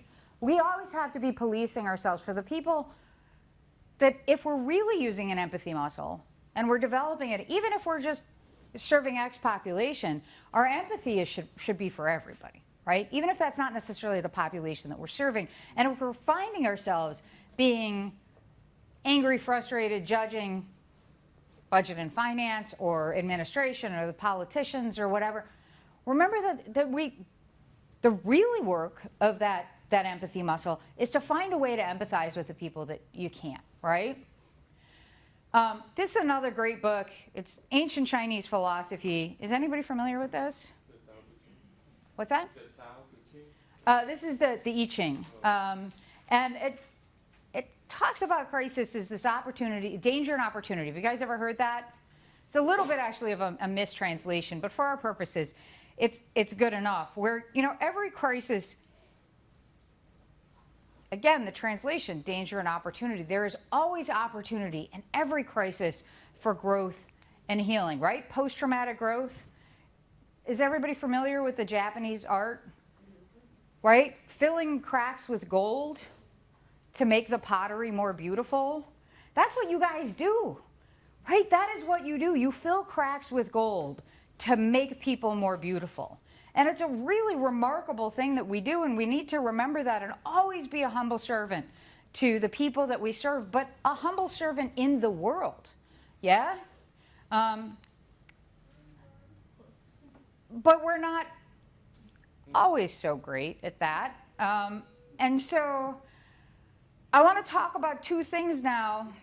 The people that you can or maybe cannot serve, and the mistakes that we make, right? We do not want to be cat-ass trophies in the world, yeah? So when I ask you whose team you're on, you always have to police yourself for who are your trigger points? Who are you going to have a hard time serving? This is not my call. I read about it years ago. I actually had a couple like research librarians try to find this newspaper article, and for the life of me, I can't find it. I feel like it was in Riverside County or San Bernardino County, but the story was a white supremacist family who, barring those views, otherwise seemed fairly stable in the community. They had two children, two sons. One of the sons found a gun, was playing with the gun, shot the other son, and then shot himself. But it's a white supremacist family. Can you go into that? Can you go and be a humble servant to that population? And that's only a question, you know, all y'all can answer, right? You might be able to say, yeah, sure, no problem. But there's probably some part of you where there's a different population where you're like, these people. And I think it's important to, instead of pretend like we are, you know, the perfect angelic types, to really talk about, hey, you know what? This is one where I'm not going to be of perfect service. Can we get somebody else on this? So do you guys have mechanisms for that? No. Do you guys want to talk about populations that you personally feel I don't want to be in that? So like sex offenders, a lot of times people are, if I remember correctly, Sarah, 12 months later, is it animal abusers? Yeah. Me too. That one's hard for me. Kids that have killed animals and I've got to treat them. Mm-hmm. Probably people who mistreat, there's, at the hospital they have bullies, and bullies they're still there even in psych ward. That would probably be the hardest people to deal with. Because it's just, they're cognizant, but they're still able to feel that it's necessary to make fun of somebody who's in crisis, and it's like, Mm-hmm. that's hard. That is hard to watch. Yeah. I hadn't really thought about that. Rapists, child abusers, pedophiles. Yeah, that's a big one for a lot of people in the service profession of people who hurt kids, rapists. Anybody else? I think we have also clients that suffer from multiple personality disorders. Mhm. They are narcissistic, they have antisocial traits or narcissistic traits. I find myself saying, be careful, you are obligated to be non-judgmental Mm-hmm. and take the client as they come to you. Yeah. Anybody else? My goal is to work with sex offenders. That's the demographic that I like. Mm-hmm. But I can't do narcissists. Ah. Yeah. It's interesting, and that's really important to be able to go, who can't I deal with? It's like I can work with people that have borderline personality disorder, but because of how I grew up, the hairs on the back of my neck definitely stand up. Like it just. I think that's a pretty common barrier in our field is borderline personality Mm-hmm. disorder. Anybody else have? People who just don't want the help, but you have to help them. Oh yeah, resistance to care. Right? Then that's when we jump into they have perfect free will, right? Why is this person making this decision? You all are often called out for people who at that point do not have free will. Yeah, They're going to the hospital. part of our job is taking that free will away. Ah. And that can be a struggle. Because there's a lot of third-party callers for someone who's just walking down the freeway. Mm.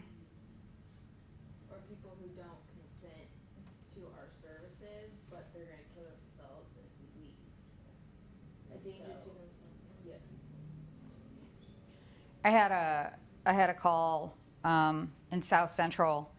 Got called to support a young kid. I think he was like 8 or 10, and in that neighborhood, 8 or 10 could be, as I'm sure is the case with a lot of your populations, that this can be a very hardened person, or they could still be a child like that. One doesn't know, yeah, and he had been with his grandmother, and grandmother was estranged from grandfather. And grandfather saw grandmother's car on the block where one of his friends lived and assumed that grandmother had taken up with one of his friends. As it turns out, grandma was just visiting another friend on the block. And when she came out of the house, he beat grandma with a hammer in front of grandchild nearly to death. And this kid was just the sweetest kid you could imagine. Absolutely the sweetest kid.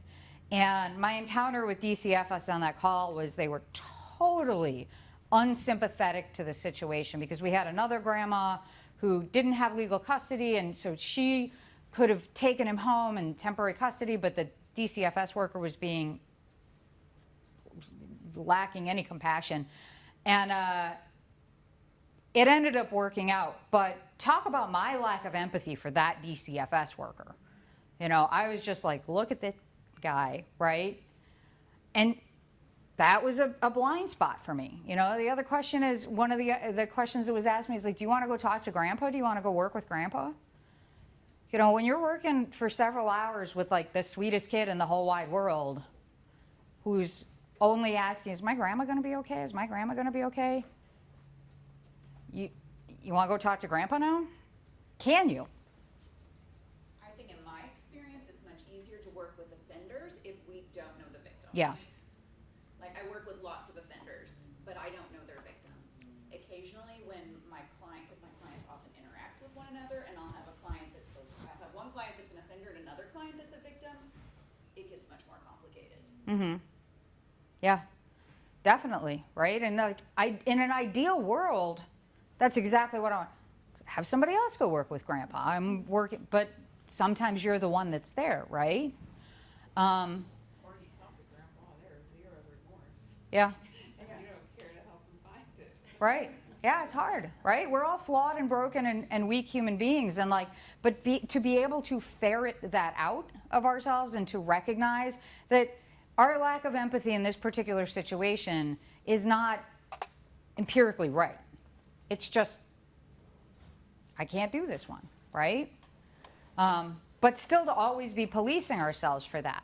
So the reason that I lean into being Ukrainian now is that, you know, I've talked to this for years, and this is not a point of pride. This is just me being absolutely honest with you guys.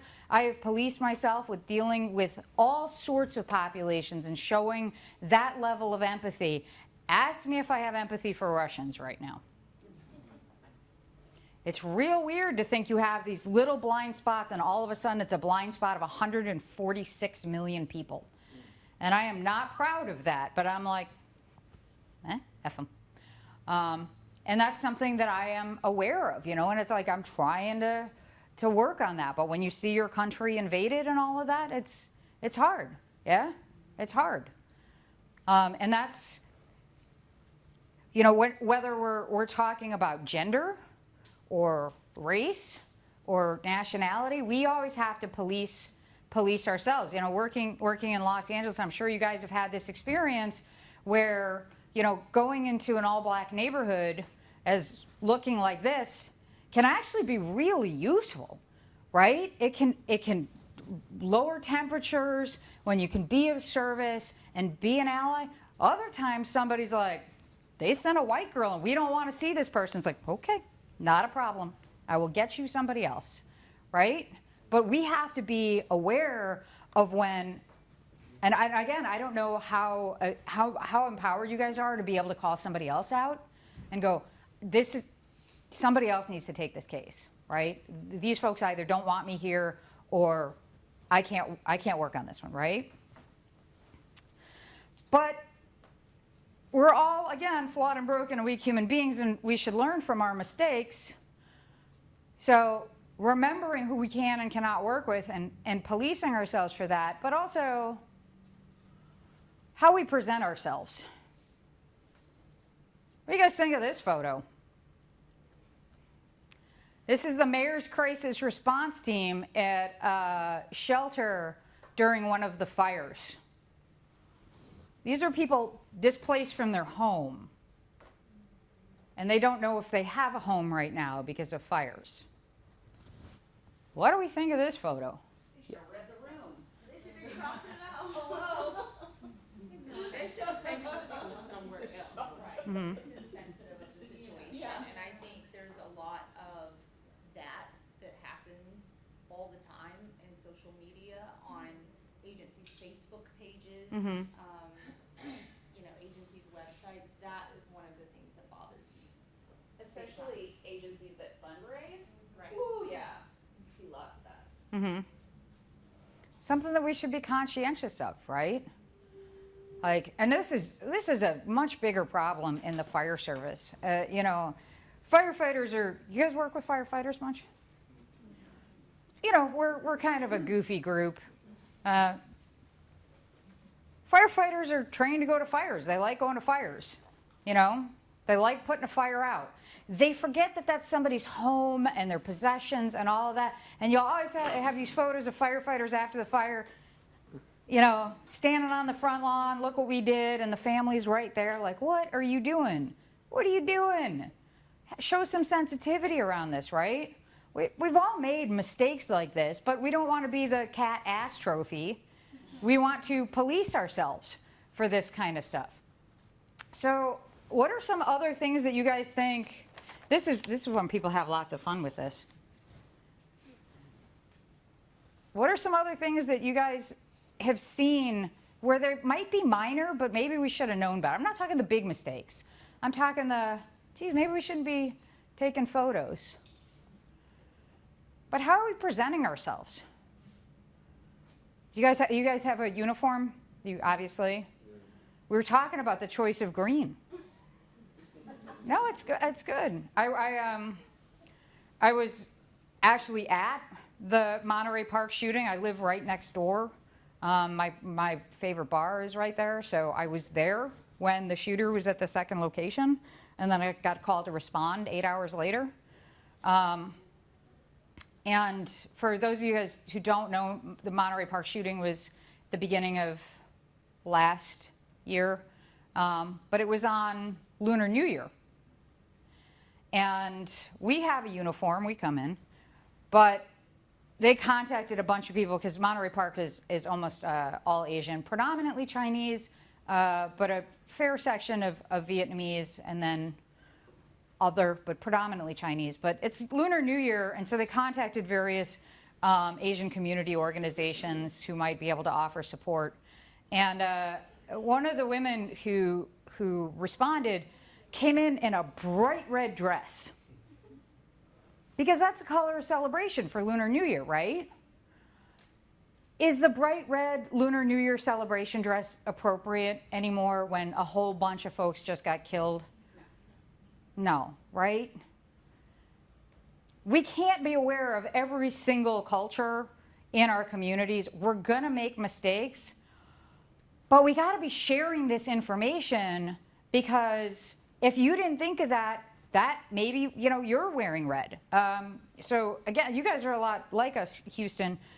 You have a big immigrant population, Mexico, Central America, South America. Are the police always friends in those countries, right? So crisis response teams, be sensitive about your footwear. Things like boots, like particularly the police, fire boots, things like that. That communicates something very different to populations that are used to seeing maybe people in military uniforms or paramilitary uniforms not being friendly, right? And some populations, I told Sarah the story. Years ago, I was working with the ATF. It was my first time working with the ATF. And federal law enforcement, fancy, right? And so I showed up that morning in a suit, my most serious professional suit. And the record scratched when I walked in, because what I didn't know is that the ATF is a very casual organization. A lot of times they do a lot of undercover work, things like that. So they're like jeans and flannels, and they look rough. DEA too, those guys look even rougher. The FBI wears suits. And they want to make it very clear they are not the FBI. And it was like, well, you're one of those suit people, huh? Didn't go over well. Next day I was, boots and khakis. It's particularly looking the way that I do when I work with police and firefighters and things like that. I want to match that look with them. I want to look as kitted up as possible. It's the opposite when we're working with civilian populations, right? So you guys share from either from your own personal cultures or your own experiences where things maybe have gone awry or have not because somebody was being particularly sensitive. I guess I can start. When I first used to be a care coordinator, I used to wear scrubs. And I used to go to the communities and they would think I was a nurse. I was like, I'm not a nurse. And just education and explaining. So, they would come up to me like, hey, I have some medical stuff going on. I was like, I can give you referrals, but I am not a nurse. So scrubs were just more comfortable. Then, I started wearing my uniform that's at MCOM there, so. Yeah, scrubs, particularly working in a hospital setting too. People don't know and they're confused. Like, why are you talking to me about what? Who are you? Yeah? Anybody else?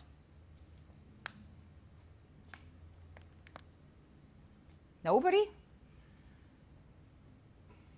You guys just thinking about lunch right now? I have kind of a funny story. Yeah? So I am field-based and carry a big backpack with me everywhere I go with all of my stuff in it. And I spend a lot of time in homeless camps where a lot of people carry around backpacks because because that's all of their stuff. And I have been mistaken for a client before by other clients. Because they just see this lady tromping through with a backpack. They're like, we thought you were one of us. I'm like, well, I'm glad I blend in. So Yeah, I mean, that's kind of a good thing, right? Yeah, it's kind of funny. There's an ongoing joke in philosophy about whether or not somebody, philosopher or homeless person, philosopher or homeless person. And right now we have 3 conferences across the country. The American Philosophical Association has East, Central, and West. And Mark Balaguer was at East. It was in New York. I was on the phone with him. And he got stopped in the lobby of the hotel where he was trying to talk to me 3 times. Sir, you can't be in here. Can we help you with anything? Because he looks like a homeless person, because that's philosophers. But yeah, good. I mean, blending with the population. Anybody? What do we think about like makeup, hair, fingernail? Monterey Park, one of our responders had like fingernails. I thought, So I work at NPC, it's our psychiatric emergency area, and we have to wear closed-toed shoes. We deal with a large homeless population, so I don't want to wear earrings, Right. necklaces, Yes. flashy jewelry. We have like actually codes, dress codes where you can't have long nails, big things in your hair, because patients get agitated and then For safety. all that's Right. gonna go out the window. And so trying to dress down and be mindful of the population that you're serving. even things like wedding rings, even a simple wedding band. If somebody just lost their loved one, do you need to be communicating your relationship status to them? It's a thing to think about, right? We should be willing to look at each other and go, hey, I'm not sure that's appropriate, right? And it not be this clutch my pearls, great offense. It should be, oh, thank you for letting me know that, right? And it's also just like in our behavior. All right, I'm gonna say like one more thing, and then you guys are gonna do like a little breakout work session, and then we can go to lunch. Does that sound like a good plan? Okay. So like in our behavior, I'll share another story of Monterey Park. So the Asian community is, broadly speaking, very serious about pool, right? Pool. And we were staged in the community center, which is like the family reunification and all of that. And there were, different areas for different family members, and then just sort of like a holding area for us. And it was where all of the pool tables were. And I'm a pretty serious pool player. I'm like, oh, this is cool. And I'm like noticing that there's like little placards on the pool tables. It's this table was just refelted by this family. And it's like, oh, wow, that's really, really nice. Because, the felt on pool tables gets, run down after a while. And I look over, and there are people that are like putting their drinks and food on the tables. So you don't put anything on a pool table ever. Like you don't put a drink, it's pretty much a sacred, clear space. I shouldn't say sacred, but you know what I mean. I had to go over and explain, hey, this is not a table. Nothing should be on this felt. And I was shocked that this crisis response person, I got attitude about it. I was like, oh, really? Aren't you here to be of service in any way that you can, just because you're not out there, in front of the cameras, with the crying person? Do you want it to be the case that this community comes back into their family center 3 days later and sees their pool tables all screwed up and be part of the trauma as opposed to part of the solution, right? No, you shouldn't be that. Yeah, so we should be conscientious of such things all the time. So I'm going to tell you a story about my friend Andy. And you don't get to do this. I'm going to tell you a story about my friend Andy, bit of a loner. This is actually a photo that I took, Norfolk Island, South Pacific. So here's the story of Andy. So he's got a background in military service, served very, very honorably. Starts struggling after Iraq. And I know this story very well, but I want to make sure that I don't miss any points. And he starts getting very, very anti-Islamic views, particularly after we pull out of Afghanistan. It feels like a real capitulation to him, a great disrespect to his friends, and the work that he did during the wars. Yeah, and he starts getting a real aggressive anti-Islamic views. So you get a little bit of a background on him, and his friends are concerned about him, about some of the things that he's popping off about. And so this is the story that seems to contribute. We don't get that much history, but his father seems to have been born out of wedlock, and this seems to bother him. You know, he's not directly descended, sort of a machismo view of things. So this is wearing on him, wearing on his father in his youth. He has 3 siblings that die when he is much, much younger. There's genetic issues in the family, and so there's a lot of unaddressed trauma with mom and dad, okay? His mom is his dad's 3rd wife. He grows up with older siblings from a previous marriage. There's friction around these sorts of things. His father is very strict, and Andy is super creative. He wants to be an actor, and he's,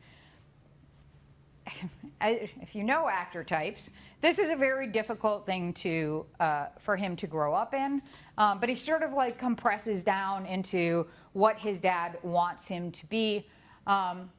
He loses another sibling in a traumatic accident, and this wears on him a lot. He loses a brother in his teenage years.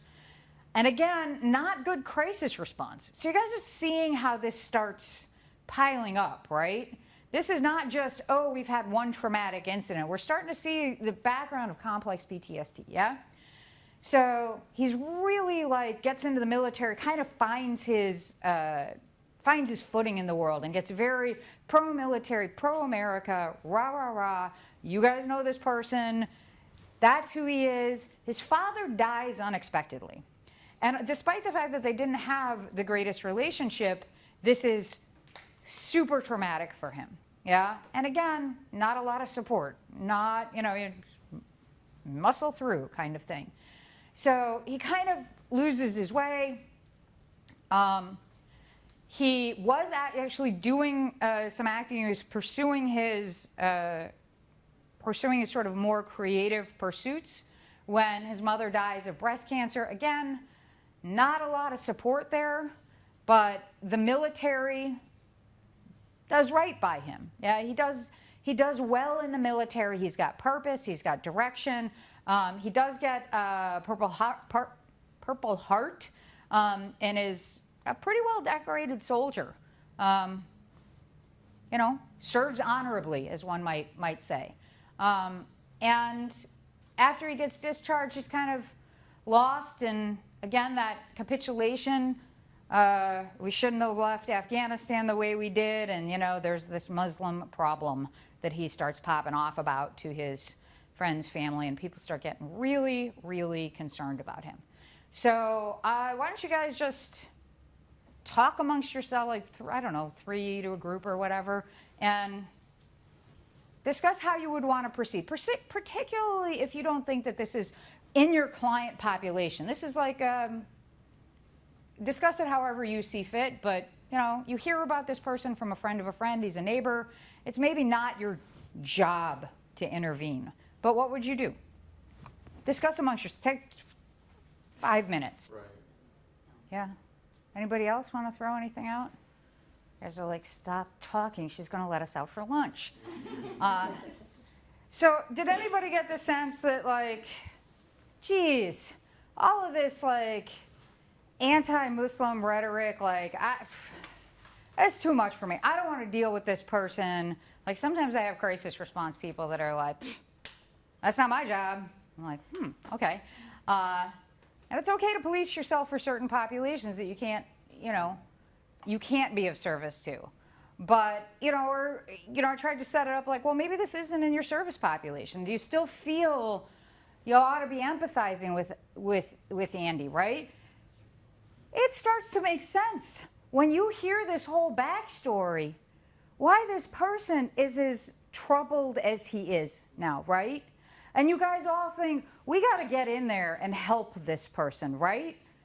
Is anybody not on board with that? Like, we're all thinking, this person deserves compassion, deserves our support. We need to help.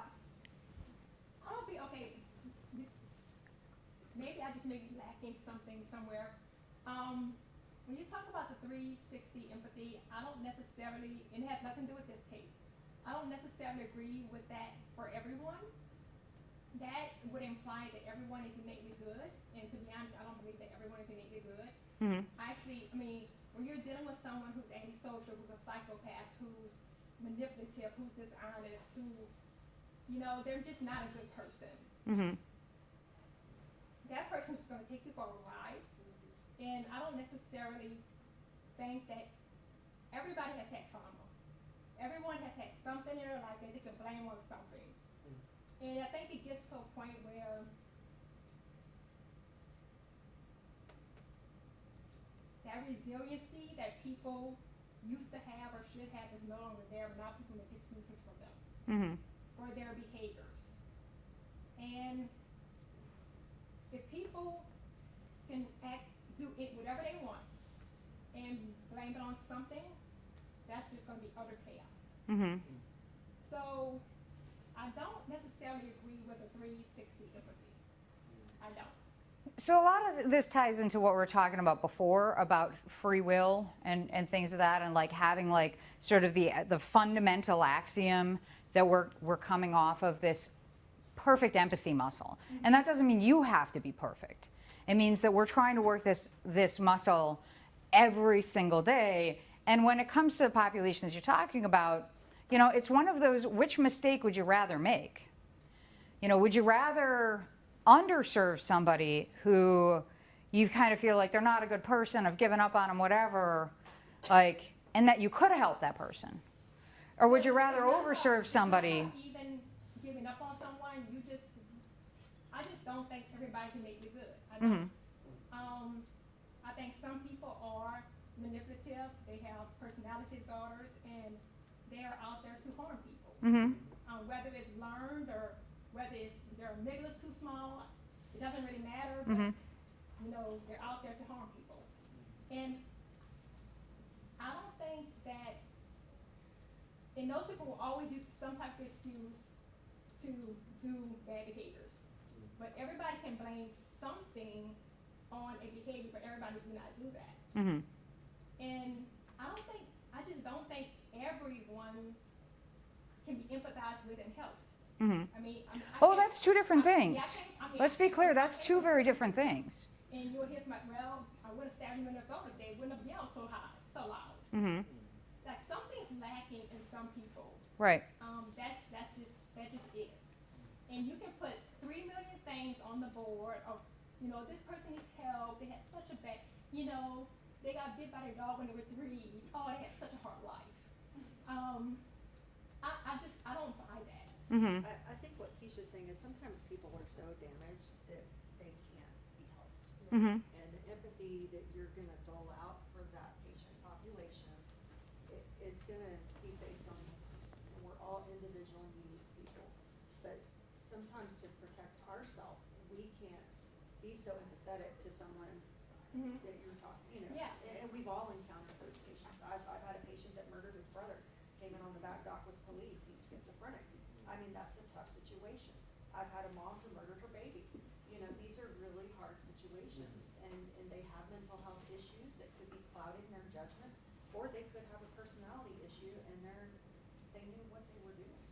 So, I mean, you have to parse out the patient presentation and based on that, dole out the level of empathy for that scenario.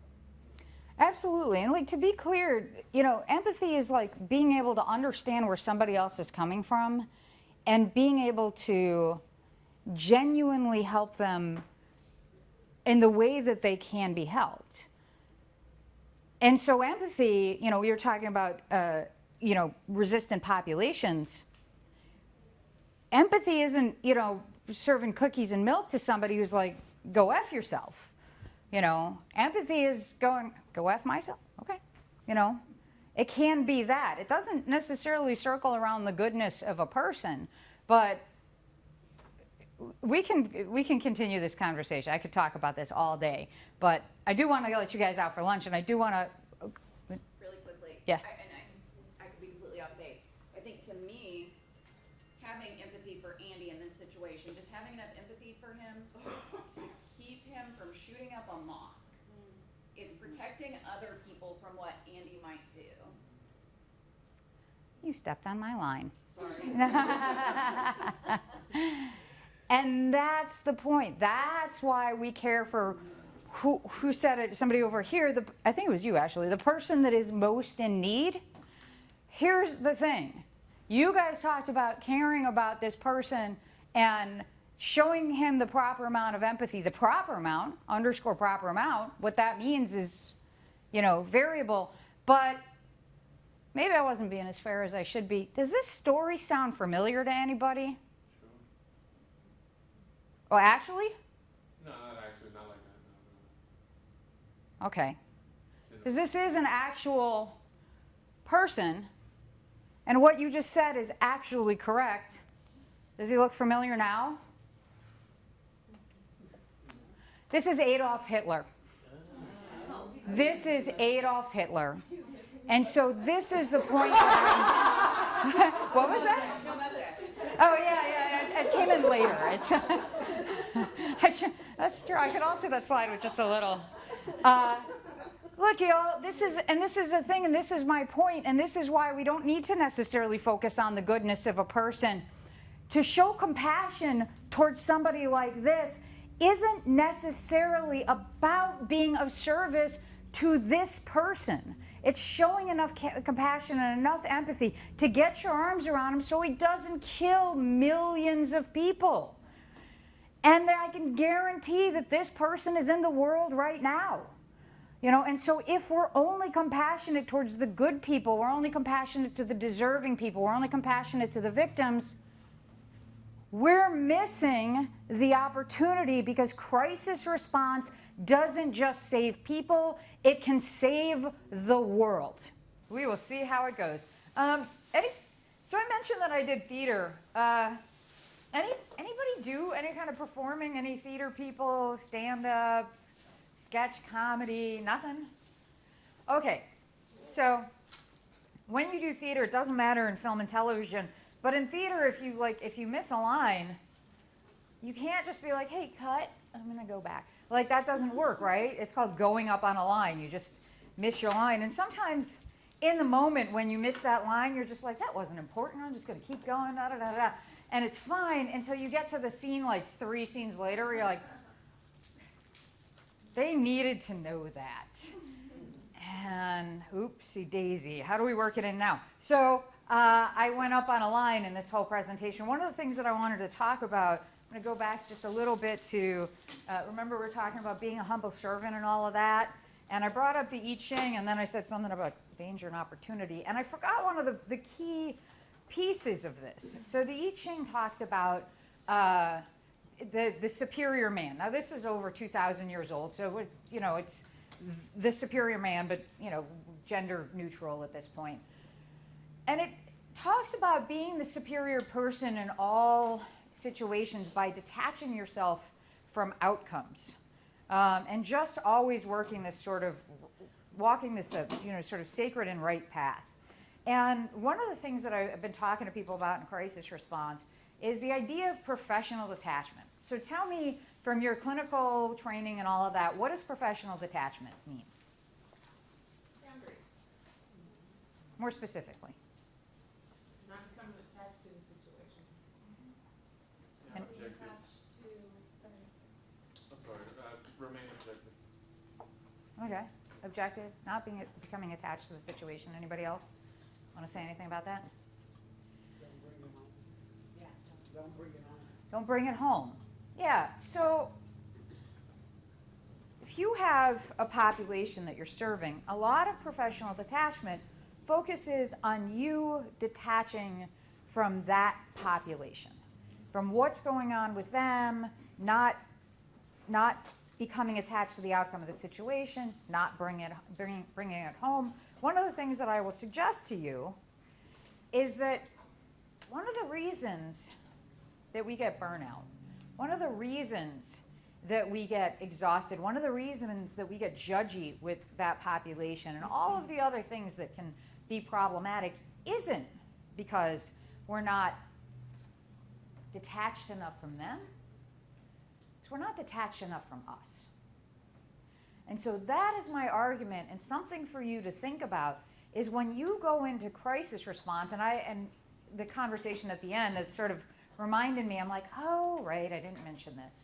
One of the things that I encourage you to work on is detaching from yourself and becoming this ghost, this sponge that is a perfect presence for that person or persons, and not being the person that's from Chicago, that's Ukrainian, that does this, that's from Bangladesh, that has all of these background stories. I worked with a detective in Northern California, and he's no longer a detective. He had a lot of post-traumatic stress, lost his job, the whole thing. But he talked about being on a call. He worked in sex crimes. And he talked about this one call where he was gathering evidence, and he picked up a trigger warning, young girls' panties that were blood-soaked. And he realized in that moment that they were the same panties that he dressed his daughter in that morning. And that was it. That was the thing that just tipped him over the edge. And he'd been on worse calls and all of that, but that was the thing that set everything in motion and the spiral downward. And we've talked about this, and I think that the thing that I'm not telling tales out of school, that the thing that we can all work on is detaching ourselves from our own stories when we're out on calls, to be able to be perfectly present for the people that we're with and forget about who we are and leave that behind, right? Forrest Whitaker is just a perfect servant in the White House. He doesn't have a backstory. He doesn't have any of that. He's just this perfect vessel for service in the White House. And if we can be perfect vessels for empathy, perfect vessels for being present with the people that we're being present with, instead of going, they remind me of this, they remind me of that, they remind me of my people, and that's why I'm being triggered, right? How often do you hear things like, it could have been my child, right? How much is that person putting themselves in that situation and bringing their own identity? If you guys work with line of duty deaths, one of the things that's so traumatic for the family members is other spouses of firefighters, other spouses of police officers, invariably will say, I can't imagine losing my husband the way you lost your husband, and launch into this whole thing about their wife, their husband, their whole thing. How is that helpful, right? But if we just detach ourselves, and I don't know, if we just detach ourselves, just become the ghost, it's not easy. And it's something that we have to police ourselves with every single day. But if we can do it, we become so much better. So again, not detaching ourselves from these people, but getting right up next to them and detaching yourself from that person that you were. And then jump back into that body. It's kind of like a science fiction novel, right? Jump in, jump out. Does that make sense? Okay, now we're going to get back to the nitty-gritty stuff. More Hitler talk? No. So, now that you've got this philosophy and the logic and all of that, let's dig into some of these key principles of crisis response and ask ourselves, are we achieving these principles in so much as we can? So, you guys, this is probably a little bit like you're going to yeah, we are. But maybe not. And maybe it's something to think about, particularly with younger members of your organization and whatnot. But these are our sort of 5 key things that anybody that's doing this work ought to have, right? Both individually and organizationally, yeah? So what what do you guys think when it comes to crisis response? What do you think it means to be an expert? Subject matter expert in crisis. You've taken the class. Yeah? Experience. I mean, I think a lot of organizations are like, yeah, you're the expert because you've taken the class. When we go to World Congress, there's a lot of people there that are local chaplains, that are school counselors, that general practice mental health, that have zero experience in crisis response. But they've taken a 16-hour class and now they're the expert. How often have you guys heard on the news with the school shootings? Oh, school counselors will be available for students, yeah, right? I don't mean any disrespect to those people, but by virtue of the fact that you're a school counselor, you are not an expert in school shootings. You're not an expert, particularly when you're working with that population day in and day out, right? I've worked on more mass casualty shootings than I can actually count now, mostly because I try not to. But that's a significant difference between that and being somebody that's taken a 16-hour class but who's a clinician, broadly speaking. Police officers talk about this when they see general practice clinicians, and they start telling their story, traumatize the clinician. The clinician's like, I can't work with you. Ooh, that's not good. So what do you guys think being an expert in crisis response is? I think being able to think under pressure and make critical decisions while you have many, many people who are traumatized around you, looking at you, waiting to see what you're going to do. Mm-hmm. Anybody else? Experience. Experience, right? Being exposed to a lot of different scenarios. It's really the different scenarios. Like, you got to get that super thick skin. You guys remember, like, your first call out, your first patients where you're like, what is this, right? You got to grow that skin real quick, yeah? Did you? Also, I think along with the experience, also knowing the evidence-based practice of what works and what doesn't work, Mm-hmm. and researching, finding out as much as you can, being a constant student, studying everything you can possibly know, putting what you know into practice, and also having other people come to you as the expert because you appear to know a lot about that particular thing and what you do actually. Yeah, I mean, you got to stay on top of this stuff. Again, it can't just be like this tiny little stuff. Like, think about a general practice physician, and that physician being like, well, you know, I did a clinical rotation in neurosurgery, so, like, I can do that, right? That's not who you want operating on your brain, right? You want people that are, like, expert, not just in the on the street, boots on the ground, I've seen this kind of thing before, but also people that are experts in managing it, yeah? Any other thoughts on expertise? So I really, really strongly recommend this book. It's super awesome. This author really, really dug in to how people in their field became subject matter experts. And he didn't just focus on one field. He talked to Tiger Woods, and he talked to Joffrey Ballet, and he talked to business people. And what he got down to is the thing, and both individually and organizations, the thing that really sets world-class performers apart is that wherever their weak spot is, so remember I was talking about, you know, your blind spot where you don't have that empathy, drilling down on that. So he tells a story in the book, and this translates to all sorts of things. Any golfers in here? No? Okay. I'm not really a golfer, but I know a bit about it. So if you get your ball in a sand trap, because that all translates, yeah. It can go in at such an angle where it actually buries into the sand.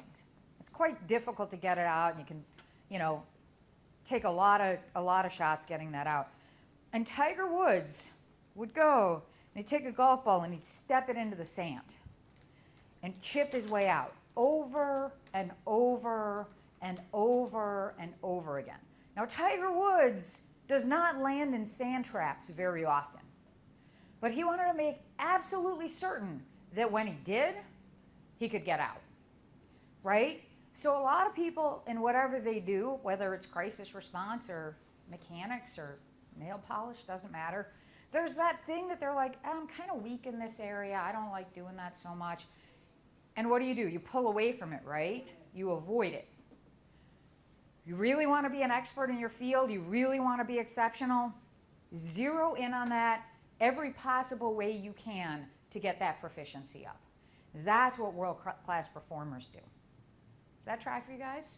Yes.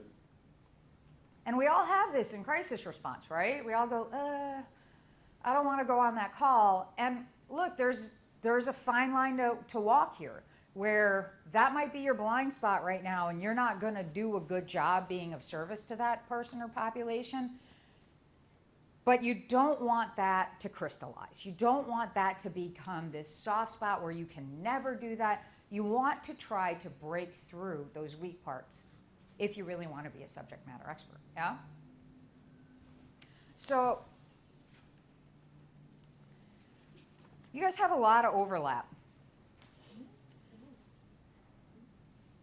Particularly when you do, I'm this person on a plane, by the way.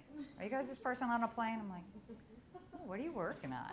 I don't know if that's ethical or not, but it's right there. I'm a very curious cat. I'm kind of snoopy. Do you guys think you do a good job with confidentiality?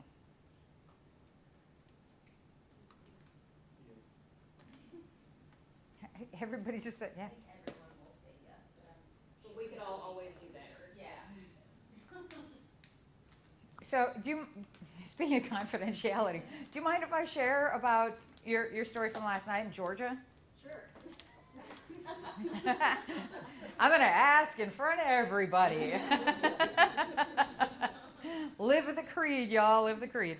So Sarah was talking about, living in Georgia and doing work on a small island, and like always running into clients, always running into the population that you're serving, and how do you navigate that? Now, Houston, maybe you guys don't have so much of a problem, right? You're probably pretty much in the clear, but even with things like social media too, right? Do you guys have a social media presence? How do you navigate confidentiality with social media? I've changed my name to something totally different, so my clients can't even find me. Mm-hmm. I learned that early. People will look for you and find you. My friend works at a prison, so she runs the prison, so they took me off now. Mm-hmm. So she told me early. Change your name on social media. Yeah. Anybody else? Come on, you guys. I had lunch too. I'm tired. I just have mine locked all the way down to where you can only see my profile picture and no other information. You can't request me unless you are a friend of a friend, someone I'm already friends with on there. And, and sometimes I get requests on there of people that I've never had like a client find me on social media that I know of, but they couldn't request me even if they did. And if they did request me, real quick.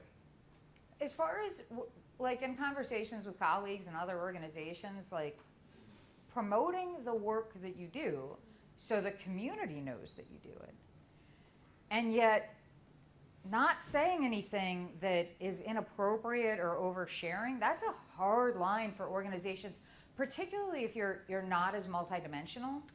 If you're just a crisis response team, how do you tell the world what you do when you can't tell the world anything about what you've just done? Anybody? I think you can keep it general enough to give them an idea without giving you the details of, what you, or of the people that you served and helping. Like, I think you can give a general overview of the, we did groups, or we did, assessments, or we helped them get linked to services, or, provided support, or whatever it is that you actually did. Or like what you did with Hitler, like you changed some identifying information. So was it his general profile? Yes.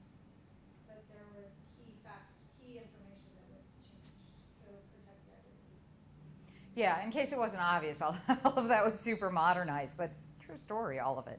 Yeah, so you can absolutely do that, change the location, change demographics, things of that nature, but it's challenging to be confidential. There's a search and rescue team that I follow on social media, and they're constantly saying stuff that I'm just like, and oh, look, we just responded to this and provided lighting with this drunk driver and blah, blah, blah. And it's like, did you get the Tox report back? You don't know that. Why would you be saying that to the general public, right? I mean, the media will, but you ought not to be. But when it comes to crisis response, particularly when you're working with like specialized populations, police, fire, military, they just need to hear you slip one time.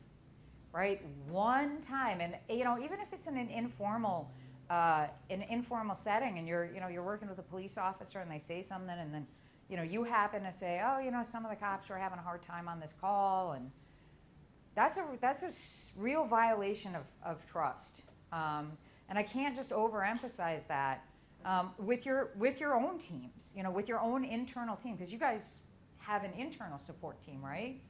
That gets complicated. Yeah? Do you guys have, what kind of safeguards do you have in place when you're supporting your own people? Or just even personal. You mean like the EAP? Like that? I guess I was thinking, you're all, The responses that we went on that really Rise would go on. Right, the we rise. I mean, what I say is if we are kind of debriefing as a group, that we need to keep this confidential, and we don't really name names per se, just kind of talk about the situation in general. Anybody else? Right now, our agency is in the process of developing an internal, peer-to-peer support group, similar to resiliency, but focused more on internal peer support for different situations. And one of the safeguards is talking about that confidentiality piece up front and explaining how important that is, and letting people know that the moment that it's broken, it's not just you that's no longer trusted, it's the entire program that's now lost, that momentum. It's challenging with internal teams. So the team that I started on in the Chicagoland area is a large, multi-jurisdictional team. It covers 9 counties in the Chicagoland area. So if you know Chicago, Rockford is sort of the middle of the northwest, like the middle of the border in essence. If you draw a circle around the city, that's pretty much what we covered. And that allowed for a lot of anonymity, because you get police peers, but your police peer was coming from an hour and a half away. So they didn't know each other. They weren't working in the same kind of situations. They weren't interacting, certainly not interacting at the bar on the regular, right? But I see a lot of teams developing, and if you get called upon, this is beyond this organization. You guys are subject matter experts in this field. You might be called upon to advise for other agencies, or, making political decisions about this kind of stuff at El Tiempo. What I would say is you want to sort of discourage these small internal support teams. In California, they're rampant. There's not large-scale interagency, multidisciplinary teams. They have all of these little internal, and I'm just going to say Oakland. I don't know what Oakland's status is, but if Oakland PD is supporting Oakland PD, it's hard to have confidentiality around that, right? Everybody knows everybody. Chicago Fire has their own internal team. Chicago Fire is a big fire department, but they're not that big, right? They're not that big. They might not know the person that they're responding to, but they know somebody in their house. They know somebody that went to academy with them. That's the kind of thing that, one, you got to question whether or not you get enough expertise in a small internal team, and 2, whether you can have confidentiality around that. So things to think about when you're developing other teams or helping organizations develop teams.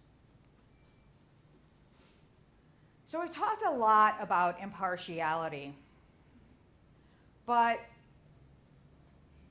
you guys were talking about politics. It's hard to be impartial when the money's coming from a certain place or another place, right?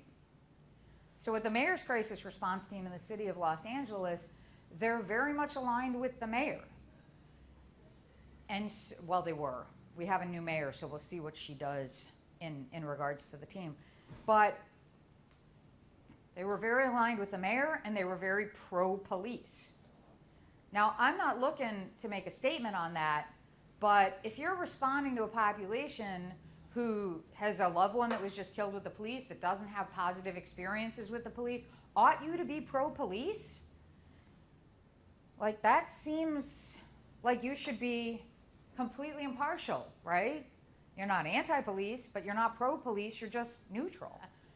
So one of the things to think about when we have, depending on our relationship with police officers, is that the population's perception of our relationship with police officers. It's great to have, and I do too, these great working relationships. You get out there, you're glad-handed, how's it going? But we gotta be always conscientious of how that looks to populations that don't feel so good about PD, that don't trust police. I was on an officer-involved shooting a while back, and it was very much a justified shooting. The person was, running down the block and with a large knife, and he had run out of his apartment that he lived in with his mom, and he's a very troubled person. Mom was not surprised that this had happened, but was very resistant to any kind of support. And I got on the scene, and there was LAPD has like a liaison officer that is there to support the family when there's an officer-involved shooting, which is to say that they're there to try to cover PD, right? They're there to support the family. And he has a very police presence, and he's got his detective suit on, and he's like, oh yeah, it's weird, they won't talk to me. And I'm like, oh, you don't say, well, maybe I just kind of slide in and give it a try. And no surprise, Mom was happy to talk to me, right?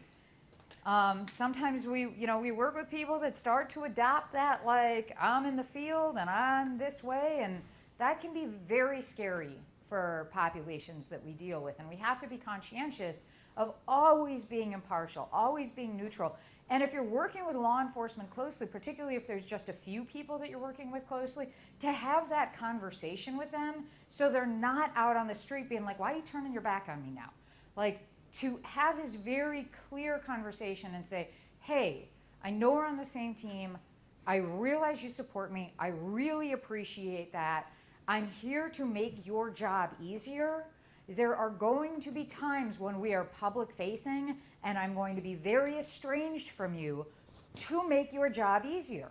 Because if I look like I'm besties with you, that's going to agitate the client and all of these things. So understand that I'm not always going to be like, hey, how was the barbecue this weekend? Like, or whatever. And, and law enforcement are very receptive to that. And I'm like, oh, well, yeah, okay. But sometimes they need to be reminded. So whenever my partner and I are out doing outreach, I'm usually like, can you hang back just close enough that you can get to a situation if it gets out of hand, but far enough away that you don't scare off the clients that don't know you. And then once the clients get to know him, and they understand, this guy's not here to arrest me, he's here to help me, they generally loosen up and they're fine, but we also understand that the initial reaction to a police officer is going to be, oh my God, you brought a cop. Right. Yeah, and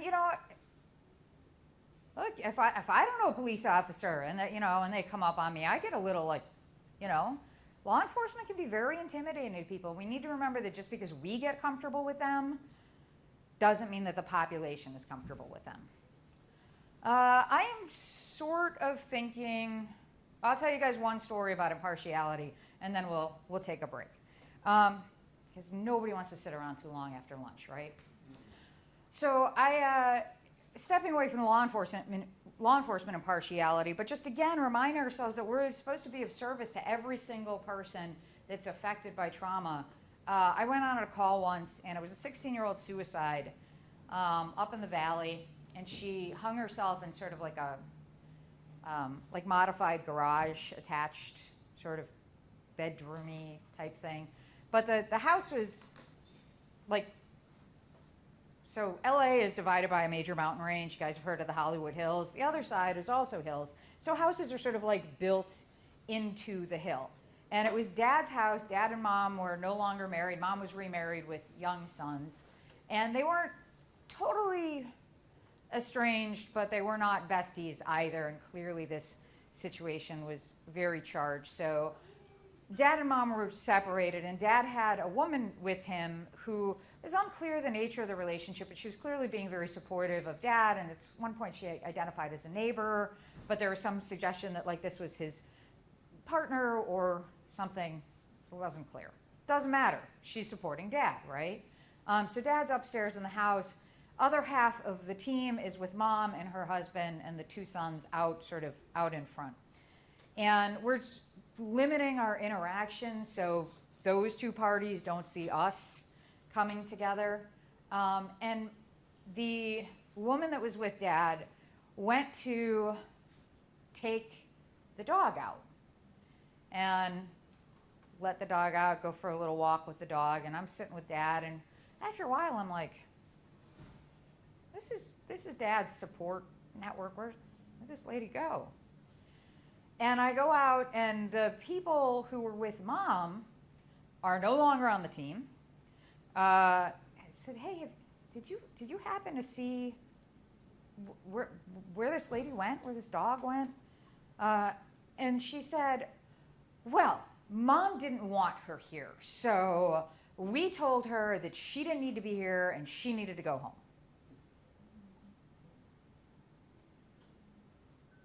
It doesn't matter what the situation is. We always have to be ready to support the wife and the girlfriend, right? And we don't have sides in that. And you might have to support Mom in a way that sort of, blinds her to the girlfriend. Now, these folks were divorced for a long time. And by the way, this is Dad's house. So that was something. But it doesn't even matter what the situation is. You can empathize with Mom, and Mom might be super hateful towards that person, but there's a way that you have to find to support her, to support Dad, to support all the girlfriends.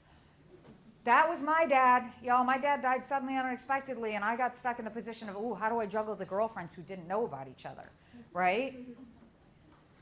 We have to do that. We can't be like, oh, what a cad. He doesn't need her with him, and vice versa, obviously, right? So that song.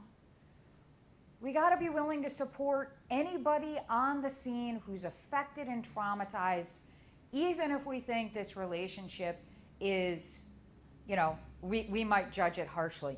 And a lot of times in crisis response, we have these concentric circles, right? We always talk about, the family, and then the friend, and then the this. But the person who might be most traumatized, genuinely most devastated, and genuinely get the least support is that kid's bus driver, right? Or this person. Look, y'all, I don't think anybody would grieve the death of Keith Kaiser more than me. And that's no disrespect to his people and his family and anything like that. But I don't think anybody would think to support me either, right? I'm just a satellite person walking around the country talking about him. I'm like Johnny Appleseed. But Does he know that you talk about him in all of your trainings? He's going to get this tape and be like, what? What is she doing? What is she doing? No, he does. He does know all the damage he's caused. I forgot what I was saying.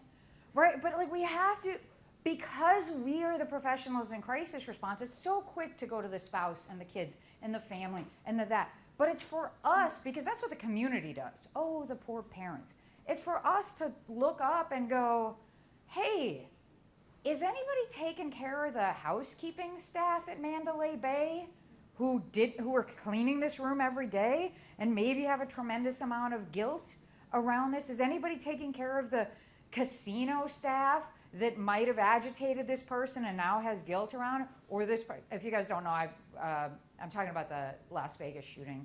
I worked that with people coming back to Los Angeles. But to get good crisis responses for you guys to go, who are we missing? Yes, Sarah. Well, when you're saying that and sharing a shot, So when we went to a restaurant and we were paying, one of the young ladies that was with us said to the cash register girl and then the owner, "How are you doing?" And that turned into another hour conversation. And so that's something that we ended up doing, and then we ended up doing some care packages for all the restaurants that had served all the press and all these people that came into town. Yeah, people can be profoundly impacted in ways that we sort of forget about when they're very adjacent. And if they're forgotten about, we don't want them to turn into my friend Andy, right? We're the ones that are supposed to be remembering when the community and the family and everybody forgets, particularly when we're dealing with super heterogeneous populations. This was like one of the most complicated things about Las Vegas is that everybody's Vegas strong, Vegas strong, Vegas strong, and like the law enforcement and everybody got support, and the people from the community got support. People literally walked out of that concert and went to the airport and went home. They just forget it, we're leaving, and then we're 8 hours away with nobody understanding what they had just been through. So I'm not saying today, I'm not saying tomorrow, but I have a vision where we are so interconnected that when we have an incident in our community, we can reach out around the country, around the world, and go, we're sending people to you right now. We're calling the embassy. We've got Peruvians here, and we want to make sure that their family's supported with your Peruvian teams and all of that. That's what we should be driving for in crisis response. Not just, the parents and the kids, but everybody. Yeah. I'm going to start railing about statistics again. Is anybody familiar with this phenomenon? You guys read about it? The replication crisis. I know I put a lot of jokey slides in there. But this isn't just me being a philosopher. These are simply the facts of the matter when it comes to the hard sciences. 70% of 1,500 scientists polled failed to reproduce at least one other scientist's experiment. 50% had failed to reproduce their own experiment. Obviously, it's different among disciplines, but scientists admit to falsifying data, right? Once you get into data sciences, there's a lot of ways to legitimately, cut out outliers, this population, that population, but there's a line, and what that line is, like I'm not an ethicist in data. I know people who do that, but my point in this is if in the hard sciences, the cut and dry, the stuff that we think of is as cut and dry as cut and dry can be. If in chemistry and medicine and physics, you got 70% failure to reproduce experiments, what do we think it is in the soft sciences like social services and psychology? Don't be so dependent on data. I'm telling y'all, do not be so data driven, because that data has got huge, huge problems with it. And I'm not saying don't use it. I'm not saying don't do the research, but do not treat data as if it is God on high. This is happening in the sciences, and it's causing a lot of concern, and we should be very well aware of it. And if we're completely dependent on just our data to argue for our programs, that's going to be a problem. Because when you have so much variability in your population, so much variability in the way you provide services, that's a lot softer than chemistry and physics and medicine, right? Those numbers are higher than for us. They're higher for us. And so we've got to be able to argue for this stuff from the ethical perspective, from the philosophical perspective, using logic and not just going, well, the data says that we should do this, right? Because data can't tell us what we can and cannot do. Remember, philosophy, we've got 25 years working on the hardest problems. Psychology is like 150 years old. This stuff is still pretty new, right? Karl Popper, by the way, you guys, psychologists, you guys know who Karl Popper is, right? Came about started talking about empirical falsification, that everything ought to be able to be falsifiable. Karl Popper was a philosopher. So when you are so confident about that data is based on axioms set up by philosophers. It's an important thing to remember. So kind of switching gears a little bit, talking about humility a little bit more, in a sort of a different way. Guys ever, and quite frankly, I do it all the time too. You hear the phrase, these people, right? These people we're serving, not us people, right? Because we're the ones trained, we're the ones that know about this stuff, right? We're me before my dad died and then my aunt was murdered. Like, I know what I'm doing. And that thing, that's not going to happen to me, right? Now, this is just the nature of grammar. There's times where we say, these people meaning the population that we serve. But you guys know what I mean when it hits the ear differently. When there's clearly this notion of, for better or for worse, somebody might be using it in the best way. These people that we serve. But you hear that them, not us. Police for that. Pay attention to it, right? But by the grace of God go I. It is a super important principle to remember. But by the grace of God go I. You don't know if you were put in those circumstances exactly the same, with the same social setting, the same family setting, how you would tumble down that road to all of the things that we see in the world, right? You guys know better than anybody. So it's interesting to me how you work in crisis response long enough and you really start to get a solid perspective on this. You just know that it's like anybody's turn any day, right? You really can't buffer yourself from the horrible things that happen. And people try, right? They get their security guards and the fancy schools and the fences and the this and the that. You guys know who that is?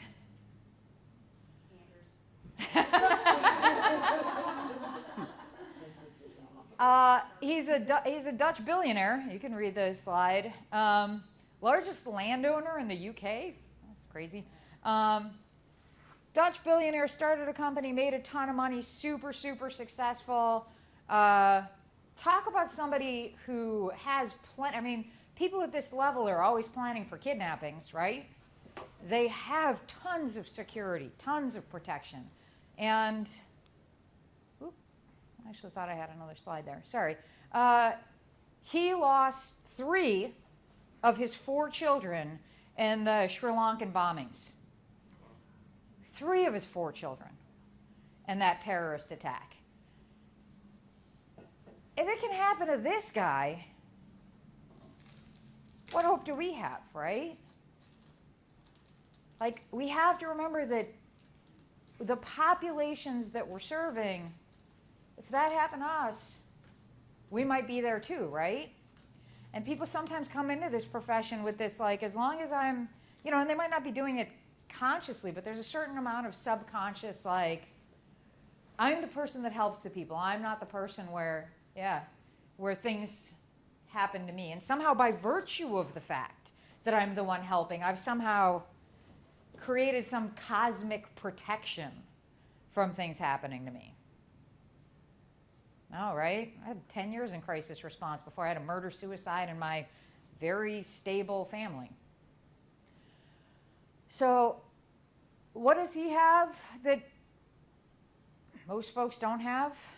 The resources to recover, right? That's the big thing.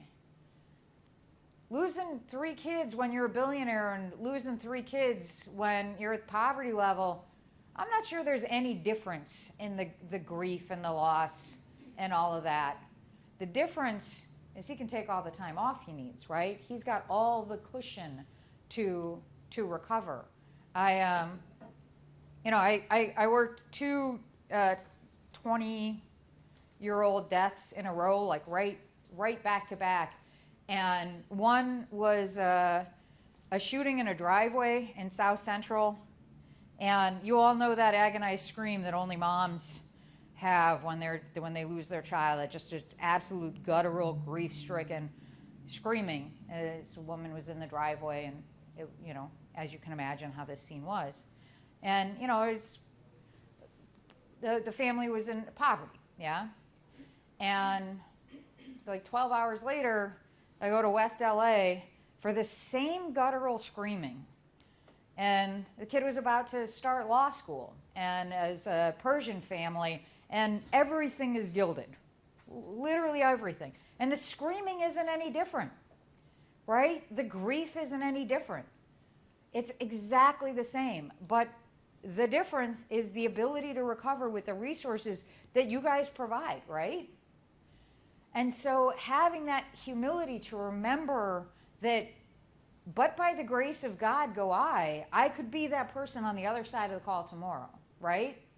I'm here providing services today. I could be receiving them tomorrow. It's an important lesson to remember and always keep in the back of our minds. So now we're going to get scandalous. At least it's towards the end of the day. So if you guys, you know, decide you don't like me so much anymore, I only got an hour and a half left. I might get out early if you start throwing stuff. So I'm going to do philosophy now. And I know you guys have, you know, your clinicians training and background in psychology and all of that. And I know I'm going to get pushback. But I'm going to talk philosophy and talk about what philosophers say about suicide. And I have a view that I think maybe we in this field need to be talking about this a little bit more seriously than we do, and maybe step away from this party line of like suicide is pathology and we should always prevent it and all of the things that we do. Because it seems to me that we've been doing that for a long time now, right? Like, we're not new to this. Like, modern suicide prevention is how many years old? How old is your, well, you 37 years, right? You've been working here. We've been doing this for 40 plus years. What's the suicide rate done, y'all?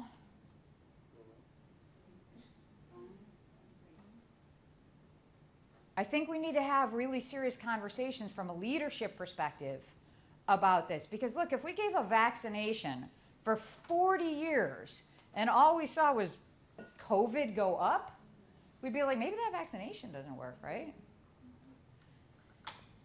I'm just saying, like, maybe we need to be talking about this, because what philosophers say about this, that's not what philosophers say about this. But right, we've seen these rates go up. I mentioned this earlier. I mentioned this at the beginning. When I talk to the people that I work with now, law enforcement and fire and military, they go, well, yeah, we hear all about suicide prevention. We get all of the trainings. That's why we know not to talk about suicide if we're thinking about it. Right? Because we know what's going to happen. That seems to me to be a problem, right? That our actions aren't driving people into the light, but they're driving people into the darkness. And again, I know that this is a party line, right? We're all mandated reporters. I'm a mandated reporter in the state of California. I know what my party line is, but my students come to me. I did my thesis on suicide, and I've had students come to me and go, oh yeah, no, we grew up with that training. We know not to talk about it. We know not to talk about suicidal ideology because we know that what happens is the clinician and the blah, blah, blah, and we can't even talk about it. I think that this is one of the things that's driving the suicide rate of top performers, right? Because now we see people like, you guys think we didn't do enough suicide prevention with these cats?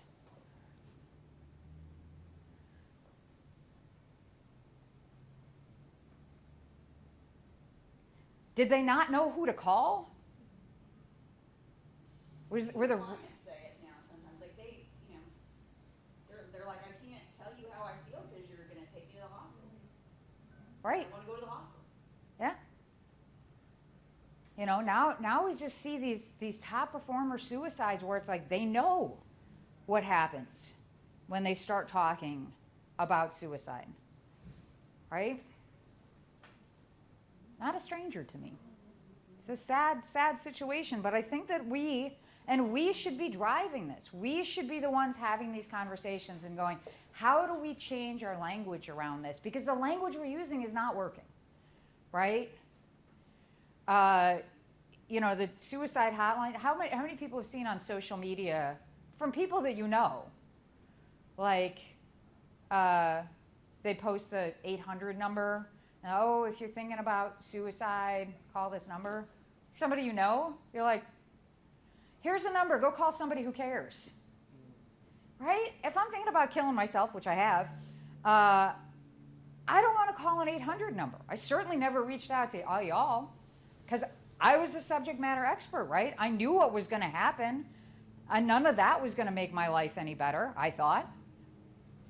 So, you know, one of the things, so my thesis, my philosophy thesis is about the moral permissibility of suicide. And one of the things that we seem to see, yeah, now I saw some of the looks of like, what did you just say? Yeah, I know. Is if we change the language around it, even just a little bit, instead of suicide prevention, suicide intervention, you know, and allow the conversation to occur, particularly when we see the advances in medical technology. Look, all we're talking about is managing a death, ultimately, right? There's no ethical charge around dying. If every single one of us has to die, we can't be doing a morally bad thing dying, right? And if we manage all of our other biological functions, it seems as if we can have a conversation about managing our death as well, right? And if we're talking about crisis, you know, being this thing where it's like the reaction is normal, the incident is abnormal, maybe the suicide reaction, like what point do you start to say to yourself, maybe I don't want to be here anymore? And Sarah had big pushback on this when she heard me talk about it. And that's totally fair because, like, look, I don't want to be, you know, telling every 12-year-old, yeah, you get a B, go kill yourself, right? That's certainly not the conversation that I want to be having.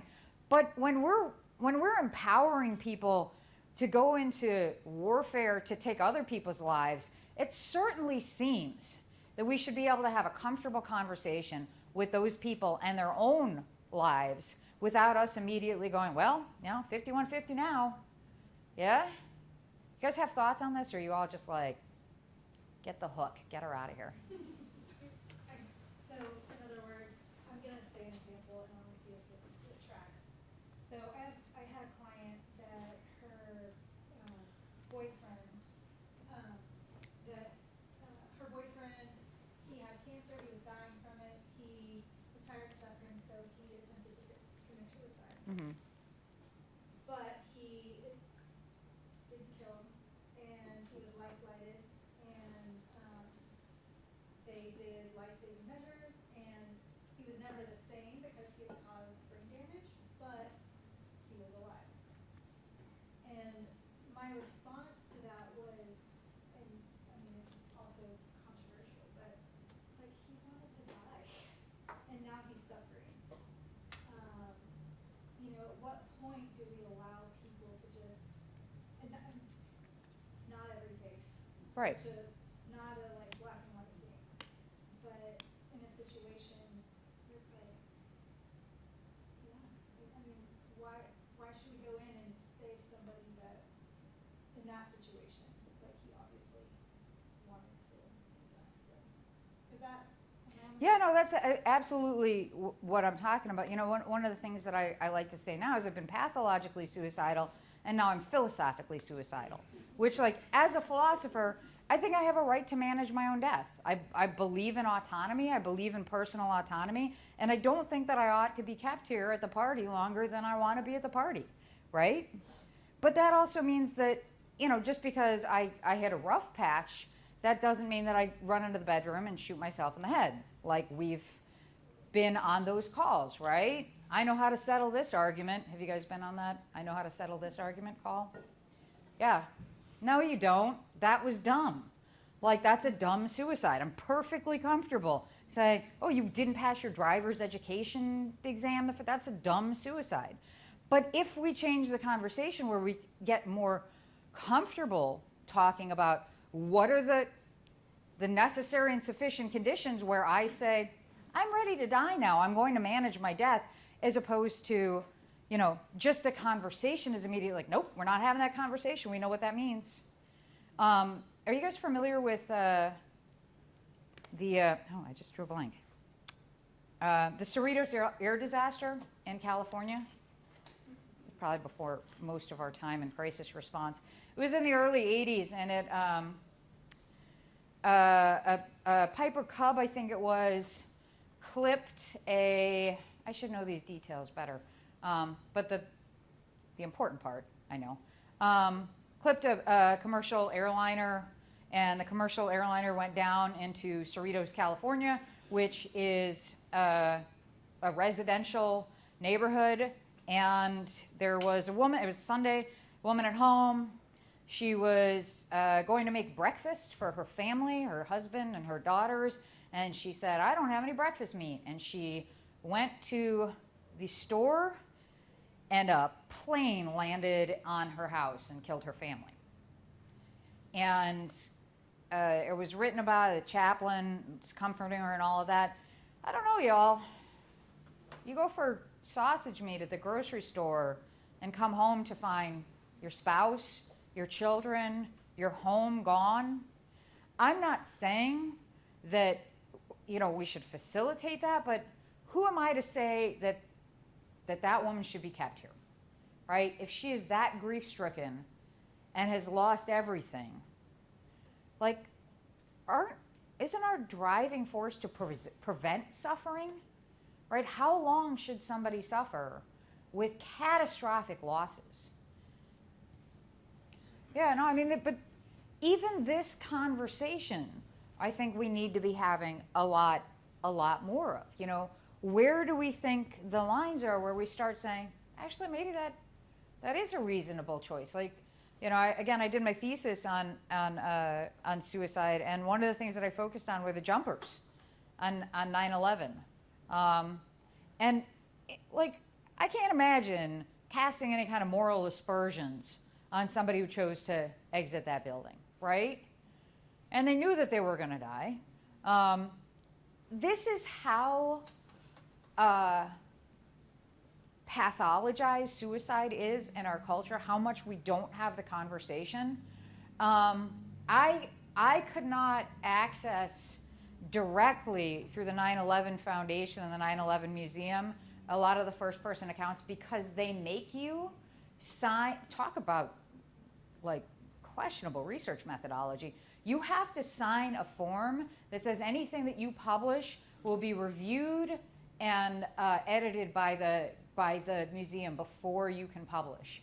And I was like, why? We're not doing that. There's none of the deaths, with the exception of the hijackers, are listed as suicides for 9/11. Now, some of that's technically very difficult to determine in that situation who was in the building, who came out of the building, and obviously you're going to err. But part of that too is just simply that the narrative is such that we don't acknowledge that the jumpers were suicides, because there's such a strong charge around that. And we as professionals in the field have to start removing that charge. You have to, if the people that jumped out of those buildings have a moral charge around suicide, we're doing something wrong around that moral charge, right? That's got to be removed. There's got to be at least some cases where we go, that's reasonable. That seems like a reasonable choice, right? And if some people are living an experience that feels that way to them, there are times where it seems like a reasonable choice, and our conversation, I think, around it needs to change. Anybody have more thoughts about this? I wanted to add something, but then you just sort of clarified it. As you brought up the conversation, my mind is blown, because I could never, I've always thought about this, but I could never intellectualize it. So now I just want to get a hold of your thesis and just read through it. Oh. I was recently at the museum, so everything is just kind of coming into my mind. But what I heard you saying initially was, it's not a matter of whether suicide is right or wrong.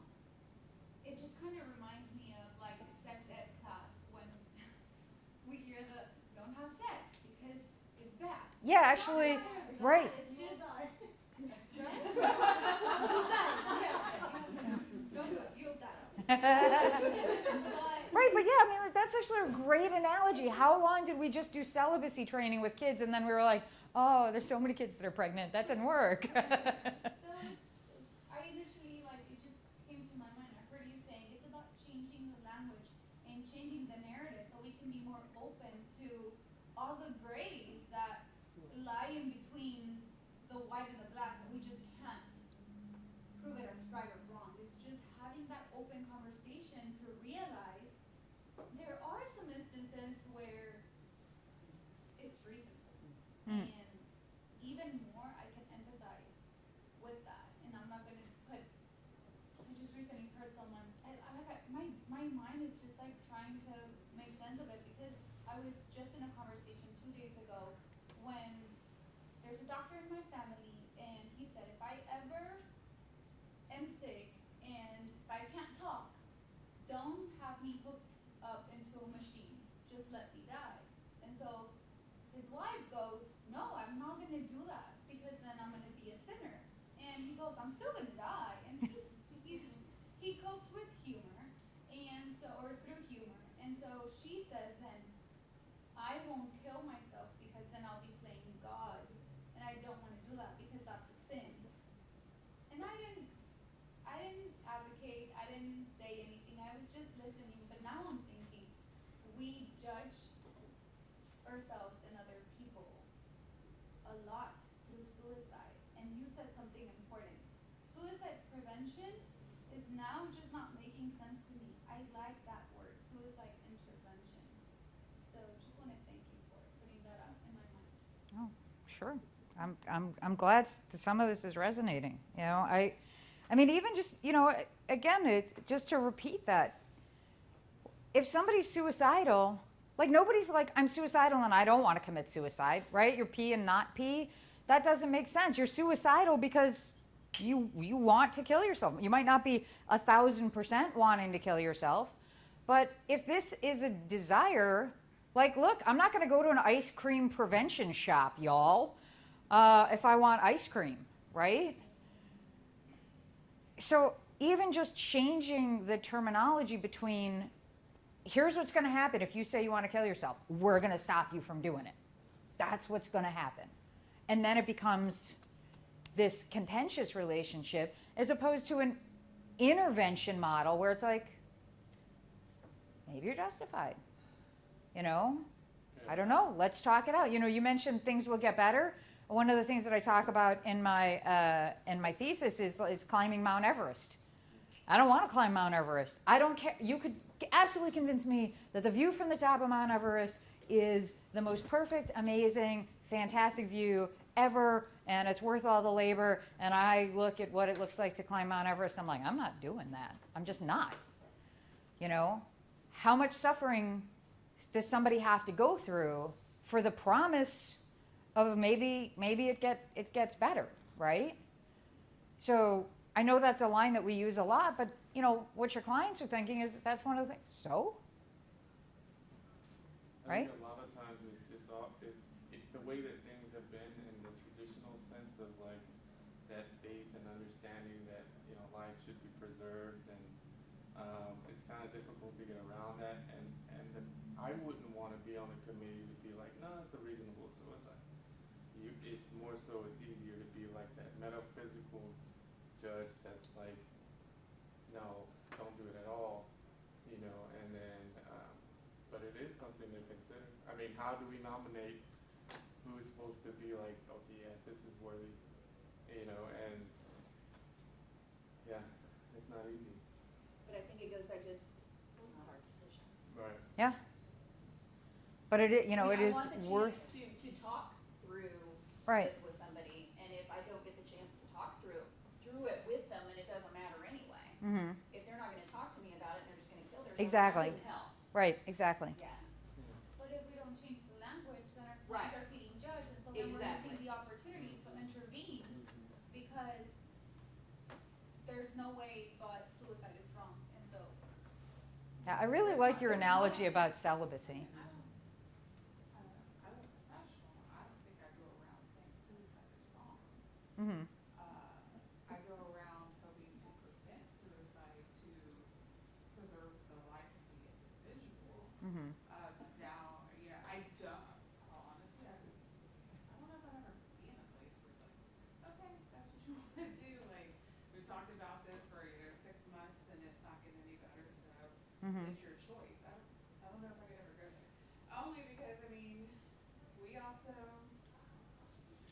don't know whether whatever belief we have or don't have, spiritually, whatever, we don't know what happens after life. You know what I mean? And so just because they tried doesn't mean their agony doesn't follow them. I mean, Eternity. and that's a super important conversation to be having. I mean, this is why, again, the intervention as opposed to the prevention. If you're talking to a suicidal person, this is why the metaphysics and the epistemology are super important. Well, I just want to stop my suffering. How do you know that you are? Right? How are you that confident? No, I don't think we throw people in the hospital. I mean, I think a lot of us in crisis are more comfortable having conversations and keeping them outside of the hospital Mm-hmm. than maybe those that don't experience, like hear people talk about it more often. Like for us to say, okay, like no, we're not going to throw you in a hospital. We're not going to try to throw medications down you, but let's have these conversations. Mm-hmm.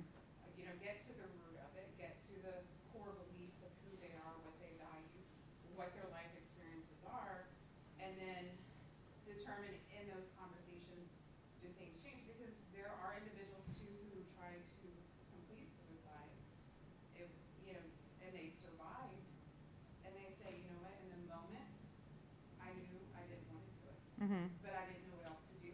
Now I've survived, and I can now see something else besides what was in front of me that day. Does that make Mm-hmm. sense? No, absolutely. There's sort of a question. I know the data set that you're talking about, people who survive suicide and point out that they regret it, but that's a self-selected population, right? That can be the third variable that can be correlated with the attempt that they're making versus some of the suicides we see now with law enforcement and they're as committed can be, right? In the garage with the signs and we can't ask them if they regret it, right? We can't ask them after the fact.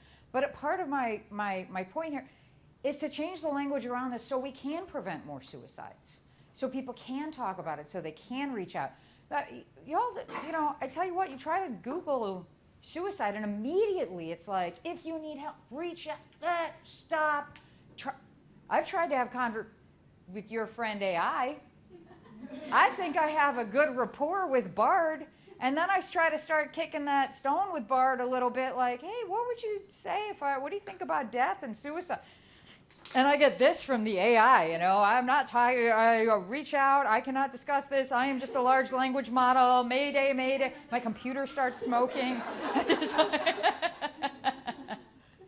But, that language comes from somewhere. And part of this has to do with us being in the United States and the change around death culture. And this is really important. We, in the past 140 years, people used to die in their home. They used to be waked in their home. They used to be carried from there. They used to be buried in their backyard. Young people saw death and dying and got comfortable with it, right? Now, you guys, are any friends with funeral directors and whatnot? No, but I know it's a high commodity experience, but it's a lot of money. And you can purchase used. Yeah. So I mean, Yeah, I appreciate that actually. I used one of those from my dad.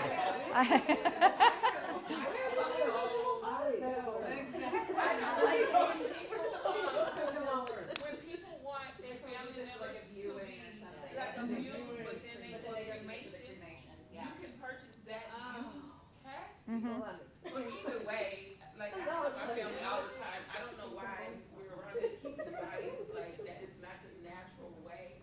They think it'd be crazy, but that's just my thought. The earth is, you have to go back. I don't know. I don't understand the whole funeral process, but it's a weird and Here's somebody comfortable talking about death. People are used to show I'm done. There's places in Oklahoma still where you can be buried in a burlap sack into the ground so that you do actually return to the earth. They do that in New Orleans, Okay. Louisiana. Okay. Yeah. So, yeah. There's all sorts of things like that. All right, I'm losing you guys. I'm losing you guys. Let me make this point about death, and then we'll do one more quick break, and then we'll bring it in for a landing.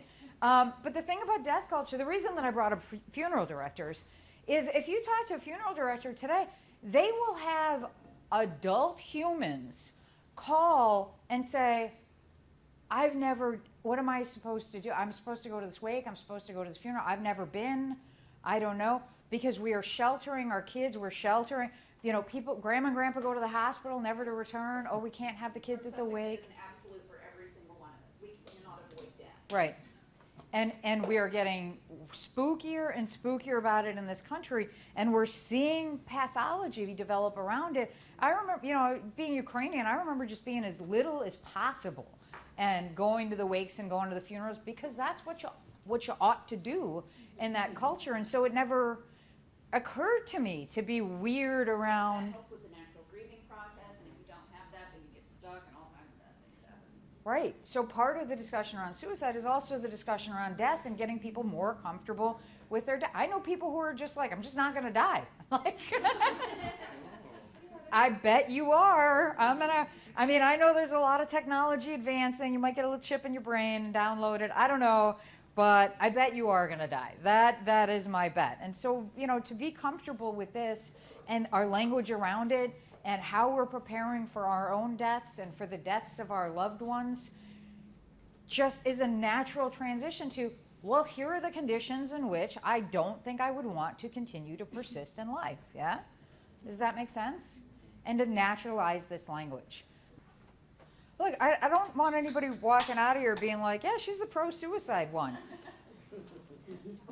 I think it's a paradoxical response. Yeah, no, and I think that's the way that you and Ansley had that conversation is great, because it kind of shines light on what you're really trying to say about it. Yeah, I think the more we facilitate the conversation in a neutral way and go, well, if people know that, we're sort of letting go of the rope, if you're really serious and you have all these reasons and you've satisfied all your obligations in the world, and this isn't a random, just I'm upset right now, going into the bedroom, who am I to stop you?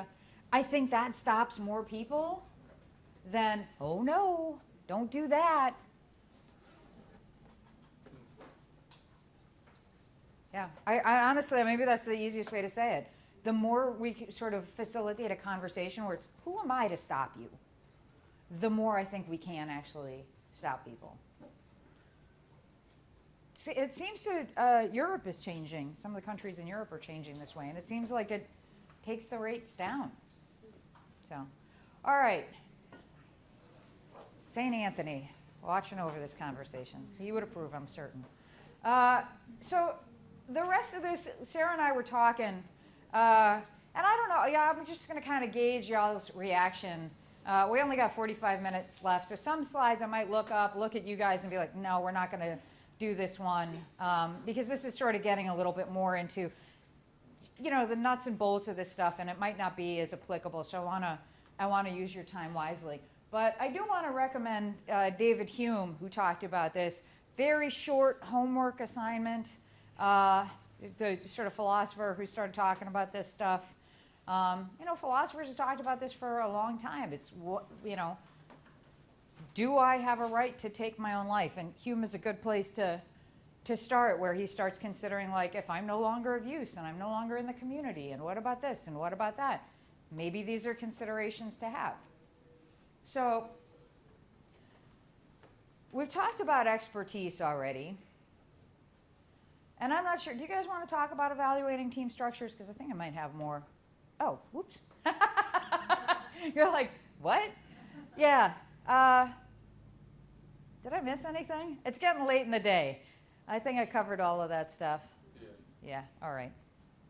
So evaluating team structures. I say evaluating team structures and all the questions are suicide. It's like, wait, what? What is she talking about? Do you want to talk about evaluating team structures and how you build your teams? Because you have different subsets Yeah? Like peer support, what do you count as a peer? Does it have to be the person that's on the same exact, that has the exact same resume as you? Is it, what do you guys count as peer support? I like what you just said, lived experience, right? That's an important thing to think about when you consider peer support. Peers will acknowledge peers. You can't walk in and with firefighters, police officers, I've seen people have this experience and be like, I am a peer. No. They'll decide if you're a peer. And I've had recon Marines be like, you're one of us, you get it. I'm like, I'm not, but cool. Like what a great respect when somebody says, you're one of us. You get whatever it is. Homeless lady, right? But it is, I mean, it's a matter of respect to say, oh, you get us, you understand us. So, that is a thing that is put upon you. It's not something that you declare of yourself. And again, do you guys, how much interagency work do you guys do with like large scale events and things like that? Do you overlap with other crisis response organizations, or are you guys so vast that you're you're the thing? We just did, but they called us in, so it was they needed extra help. Mm-hmm. So if we're called in, and then we let them take the lead and what do you need from us kind of thing. So we went in, Ailey ISD has a crisis team, but we had to go to 4 locations, so therefore we filled in where they needed us. But they had like one of their team at each one of them. So we do some of that. Initially, a couple of years ago, one time there was a stabbing at a middle school, and there was kind of some confusion from the principal or vice principal who to call, all this stuff. And so I arrived first with my team, and then the school's crisis team came out of nowhere that they didn't even know existed. And so therefore, then, I just told mine, I'm like, I've always told all of my team, we're going to do whatever we're asked to do, and we're going to be flexible about it. Now, we did have an incident, even within our own clinic, where there was some learning that needs to be done, because the HR department brought in an EAP. And, Jacob had started leading the group, and all of a sudden, now this EAP person is kind of restarting the group. Mm-hmm. And so there was some miscommunication there that we are working on. Yeah, that stuff is tricky. Interagency stuff is really difficult, and interpersonal stuff is even more difficult. I'll tell you guys a story from when I was in Haiti, and it relates to both things, right? And, declaring yourself a peer as opposed to being one. I got down to Haiti. It doesn't really matter how I ended up, but it was like a friend of a friend. A lot of this stuff is mercenary work, right? Somebody tells you who calls them, and do you want to come down to this incident? And so that's how it ended up happening. And I was working with somebody down there, and I was a paramedic, and they were like, oh, you also do crisis response? Great, you can do crisis response for the emergency responders, and if there's time, you can do EMS too. I was like, cool. And so I got there, and it's all of these people from all over that are trying to figure out the language and, the professional language, and how they're going to work together. And so my friend was in charge of the mental health team while I was down there, and he was getting clinicians and whatnot, and he's getting them up to speed. And he's like, okay, we're going to do the Monday morning briefing. I want you to come to it. I know you're going to be in the ER, but come to the briefing. And I'm like, sure, no problem. So I was in the briefing, and this woman who had literally just arrived in Haiti goes, who is she and what is she doing here? She's not a clinician. She can't do this work in the middle of the meeting. And I was like, ooh, okay. We got some territory issues going on here. And my friend who was in charge, he's like, okay, well, we've worked a lot with her. She's done crisis response for a long time. And I was like, you know what? Just fill me in on what happened at the meeting. I'm going to go back to the ER and do emergency medicine and tell me where I can pocket in. And what ended up happening was this lady sat at a tent the entire time with a, mental health crisis support. Come talk to me. Hey, you come talk to me. And what I ended up doing was working in the ER, and then I would, in essence, do crisis response rounds at the end of the day. After people have been seeing me working, I'm like, hey, how you doing? How you hanging in there? I just want to check in. People knew, who did they end up talking to? Right? Instead of the the queen of crisis response, I don't think anybody ever talked to her, right?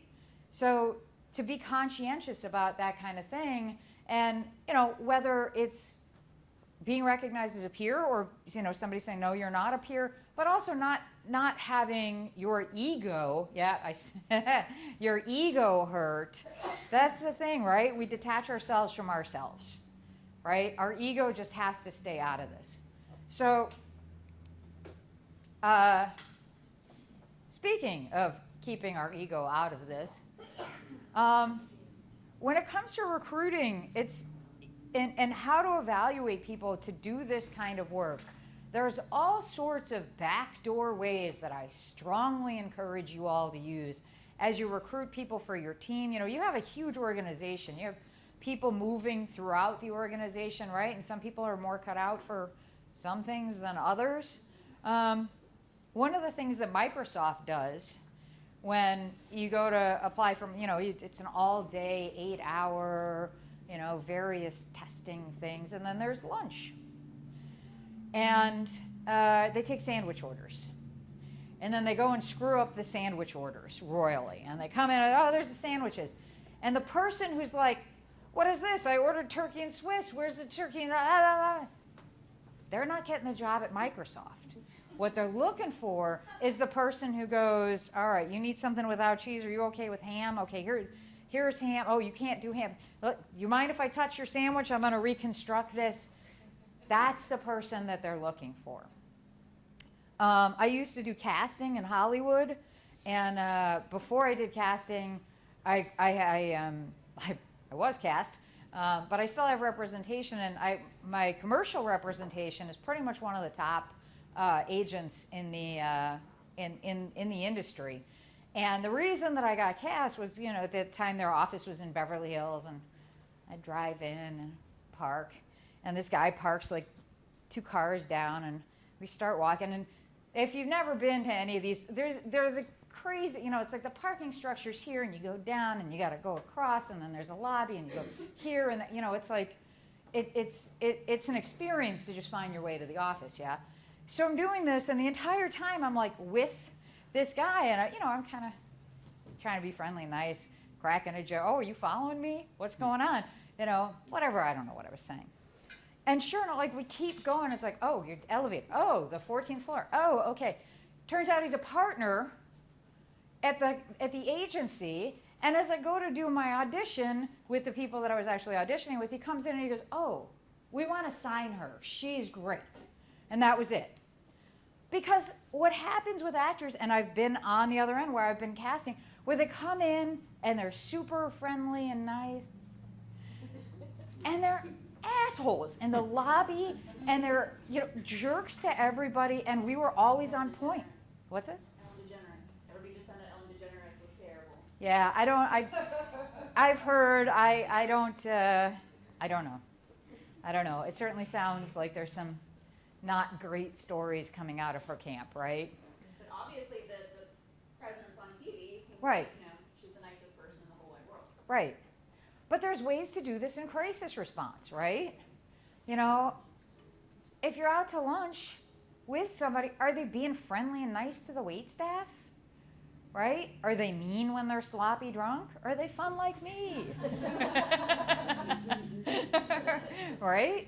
There's all sorts of ways to evaluate these things where we're getting the right people. And in crisis response, in particular, you got to have a lot of flexibility. You got to have people that are like, yeah, sure, I'm on the floor. Oh, it's whatever.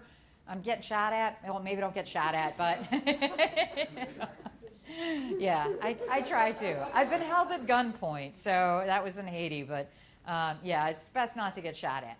But people that are comfortable being flexible. I was telling the story last night that when I was in Haiti, we'd get doctors, real specialists, top of the line people coming down from Miami, and they'd be coming for really short stints, long weekends, 4 or 5 days, blow through with their specialty, check all of these patients and go back.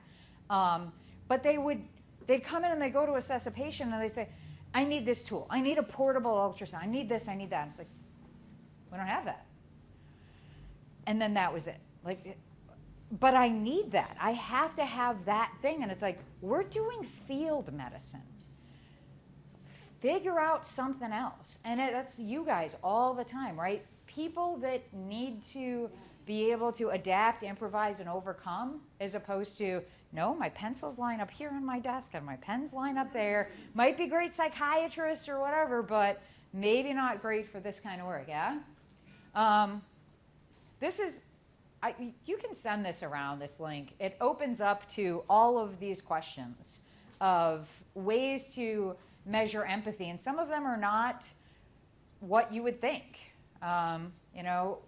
Questions about animals, questions about, how are you comfortable with yourself in your private time, things like that. I strongly recommend checking this out. So let's see.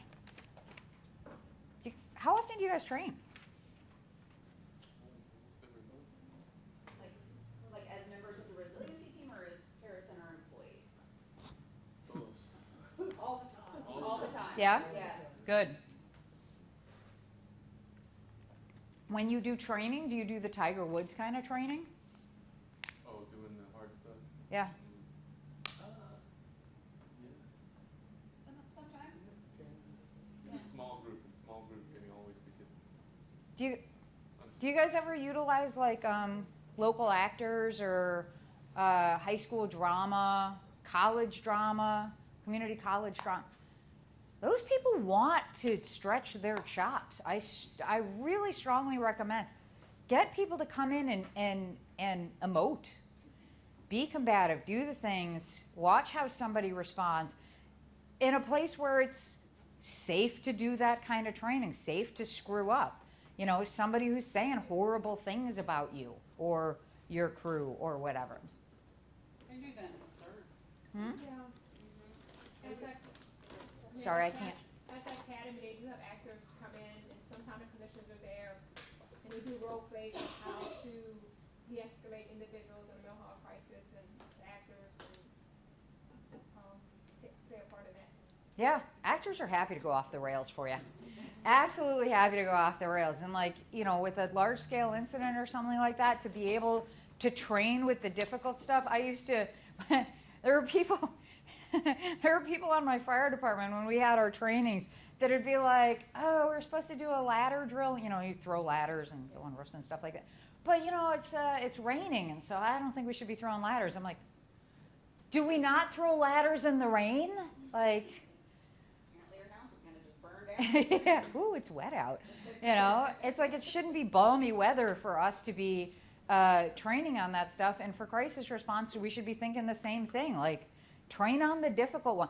If you guys are finding that you're having a stumbling block, get in there and do the Tiger Woods thing. And okay, we're going to have another combative 15-year-old and another combative 15, whatever, Or, if you're finding that, people are tripping over pronouns with the transgender community or gender identity,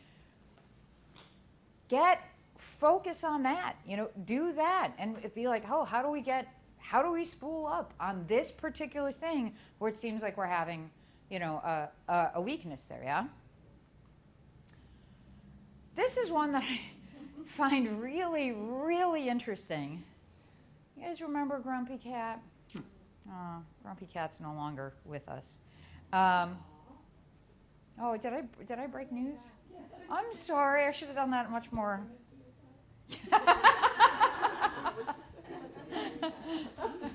Yeah, it is a catastrophe. Yeah, well, sidebar. I think that this was like a genetic condition that created so I don't remember what it's called, but I think that it cats with that have a much shortened lifespan. So, but anyhow, moving right along. Now that I've brought everybody down, note to self: practice cat death notifications. Bad at this. I mean, actually, it's all joking aside, right? Are we paying enough attention to this population? Do you have all the resources in place to address somebody whose part or whole of their trauma is their pets? Did you guys see that CNN's Person of the Year was an Angelino, Project Street Vet? And now there's a completely different organization that's starting in the county of Sacramento, run by the county. Project Street Vet is purely a nonprofit, but he's out there, I say he because he started it by himself, but the organization now is out there providing veterinary care for the pets of homeless people, because how many people have you worked with of the unhoused population where that's all they have? And if you can't get housing for that person that includes, they're like, I'm not going, right? Absolutely. What did we learn in Katrina? Shelters in freezing conditions and whatnot. It's like, no, I'll stay out here with the dog. Right. What did we learn in Katrina? Right? How many people died in Katrina because they were absolutely not evacuating without their pets? Right? So, really, all joking aside, whatever circumstances that you are responding to, you got to be ready to respond to the pets as well, and partner with an organization that can do that. Yeah.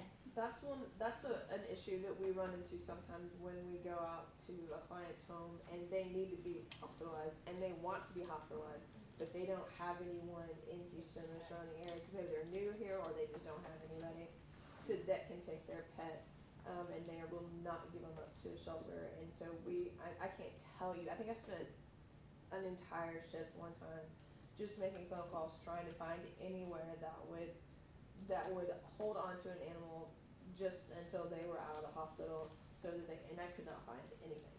Mm-hmm. I have a new program for you. Say that again? I see a new program for you. That I literally took the words.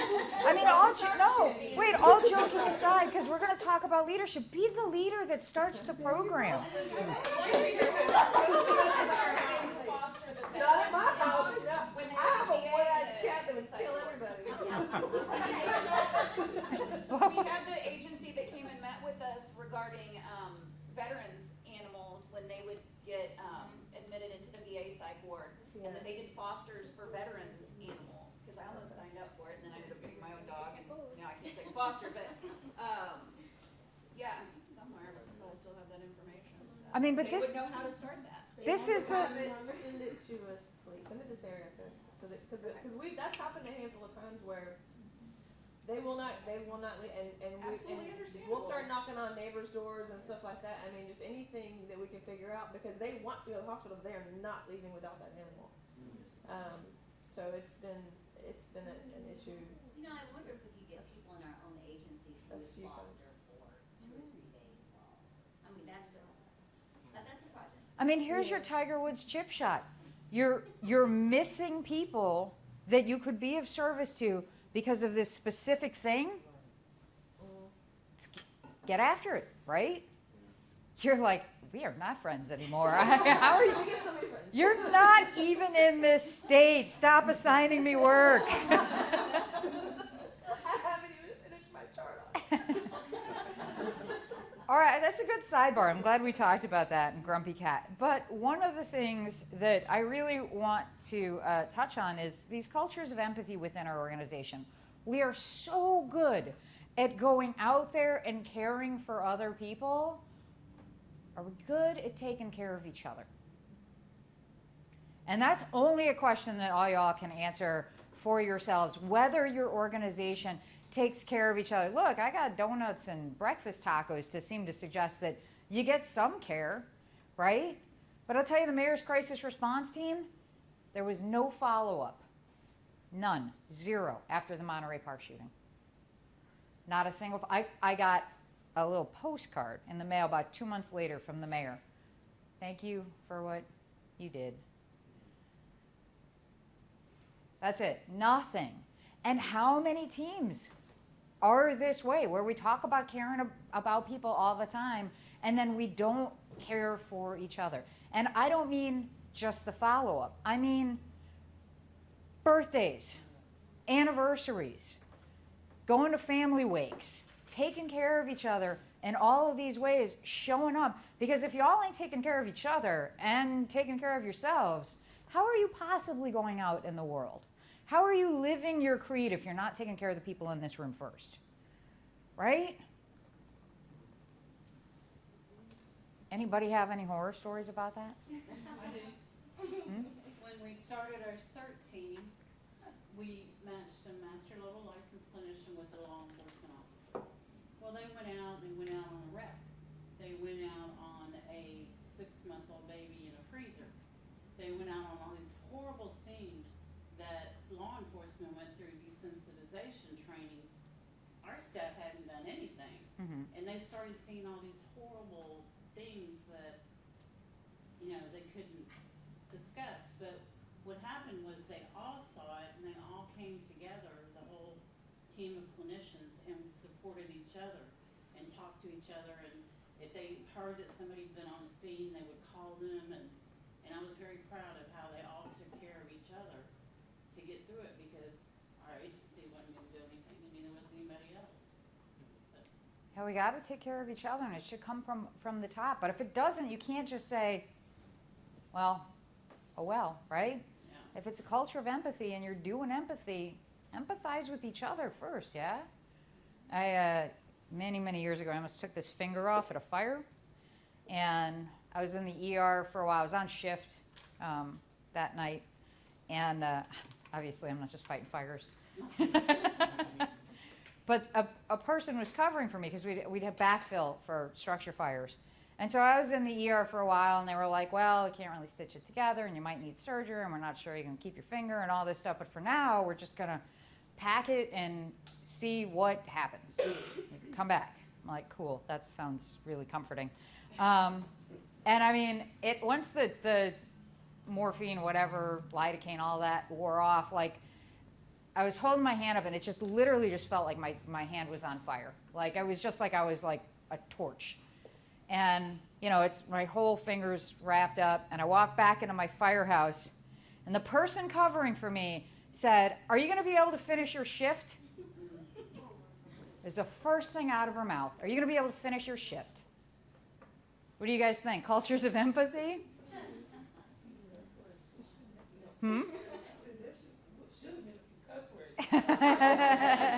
I didn't have it in me at that point. I was just like, I think my hand's actually still on fire. Yeah. But people present like they care about the world. And, you mentioned Ellen DeGeneres. We hear this story all the time. Let's not be that story, right? So...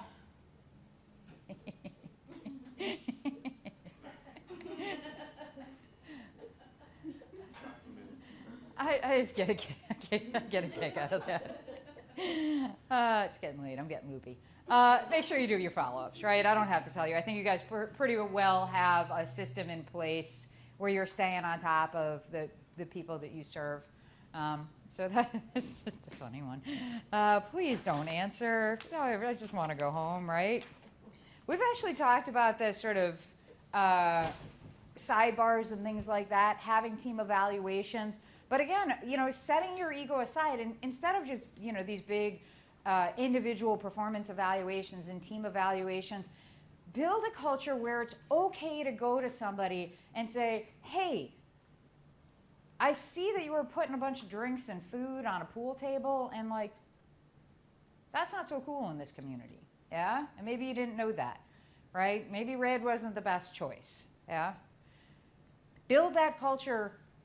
Be willing to walk into a room and be like, hey, you guys, is this okay? Do you think I can wear this?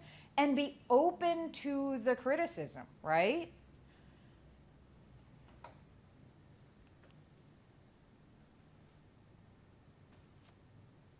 What about leadership? when it comes to building animal support teams. She'll do a great job. I think a lot of times that, you know, we sort of think like, oh, you know, this person's the leader, that person's the leader. But each and every one of you are out in your own communities representing the work that you do. It's not just about doing this work when you have the hat on. You can have the suicide conversation at the barbecue. You can have the suicide conversation over the dinner table. You can be the leader that starts to change the way the culture is. You can talk about cultures of empathy not just when you're at work, but when you're in the world. Yeah? And know your gifts for building animal response teams. I'm just going to keep picking on you now. You're like, hey, you know what? It's 15 minutes. I don't care. Seriously, it's that you don't have to just rely on the leader of this team. Oh, we've got this pyramid leadership. You can be the one. This is a perfect example where you go, hey, there's this problem and I'm finding it, and you know what? I'm going to start researching it. I'm going to start seeing what other teams do. I want to take up the mantle on this. I want to be the one to do this. You guys have examples of this? Is your organization set up where people can do that? Yeah, I know one of our goals in the crisis division is to foster everybody to be a leader, to be the best they can be. That's awesome. We have lots of leaders in the other parts of the agency who have been fostered and mentored by the crisis division. So, congratulations. Thank you, Anne. They're lucky. I mean, look, if you hear, yeah, sir. Well, I will say, anytime someone comes to me and wants to do something, I'm like, great, you take care of it. Mhm. You know, that's what we do. And I will say that the thing the other day, I mean, just a week ago, we were talking and Marty's like, man, I would really love to get certified in laughter yoga. I said, great. Here's some numbers to call. Take care of it. So now we have a training at the end of February where 7 people will get certified as laughter yoga instructors. So sometimes it's just like saying, you be the creative one, you go figure out, I will support you, I'll do whatever it is that you need to keep it going. But yeah, I mean, everybody is able to do something, or maybe it's 2 people instead. I was just reading a thing out of Haiti about how, you know, sort of French is the language of the government, but Haitian Creole is the language of the people. And that makes certain jobs sort of prohibitive to people who speak Haitian Creole, because if you don't have technical language, if you don't have science language, because that is in French, you know, you kind of hit a ceiling. And so they've built this program, and I think they're partnering with MIT. I'm almost certain, with scientists at MIT and experts on Haitian culture and Haitian Creole to translate technical words, build words in Haitian Creole. So the language is more robust, and it's not just, oh, you want to be an engineer? Well, now you have to learn French first before you do that. I can guarantee that wasn't somebody up on high. That was somebody going, why can't we do this? We can do this, right? Language changes with people, and they went, let's run away with it, yeah? So I strongly encourage you to do that in your organizations. And be conscientious when you are being a leader to not make those big mistakes that we talked about at the beginning. I've watched somebody who's in a leadership role in the crisis response team in the city of Los Angeles, we were joking about this last night, go on multiple calls in a full suit. And this is going into the hood, right? I've never seen anybody wear a suit in my neighborhood ever, not once. And it was funny when Sarah picked me up from the airport, we were driving around downtown, I'm like, ooh, men in suits. Like, it's not part of the culture of Los Angeles for people to wear suits. And it's certainly not part of subcultures within the city. So you go sashaying into certain neighborhoods wearing a suit, it's like, you know, how are you leading your people? How are you showing lead by example when you got your fancy Gucci shoes on and your suit and all of that, right? The same person announced to the FBI at the beginning of our planning when we all landed at Monterey Park that we don't train on this, so bear with us, it's been a while.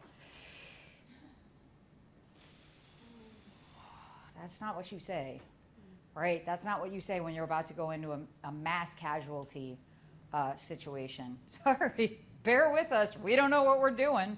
That's not great, right? So you have to be comfortable in that role, and I would hope that if you are in that role and you say something like that, you're comfortable enough for somebody to come up to you afterwards and be like, that wasn't so cool. Maybe work on it. Maybe work on some of the public speaking and their dressing, right? So, right? Learn from your failures and train on them. Be Tiger Woods. Also, Tiger Woods isn't always the greatest example because he's maybe been, but at least from a golfing perspective. Let's just Follow your personal life. yeah, do not do that. But many of these great athletes really focus on that one thing, that one free throw from this one corner. I guess you're not throwing free throws from a corner. That was basketball failure, guys. But that one shot from that one corner of the court, you know what I'm saying, yeah? So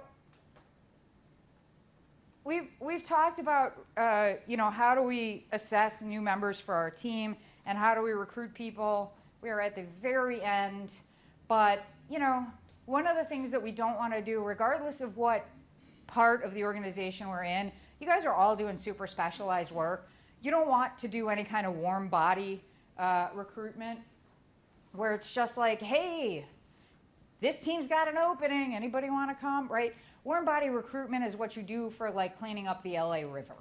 Like anybody will do, literally. Put a space in there or not.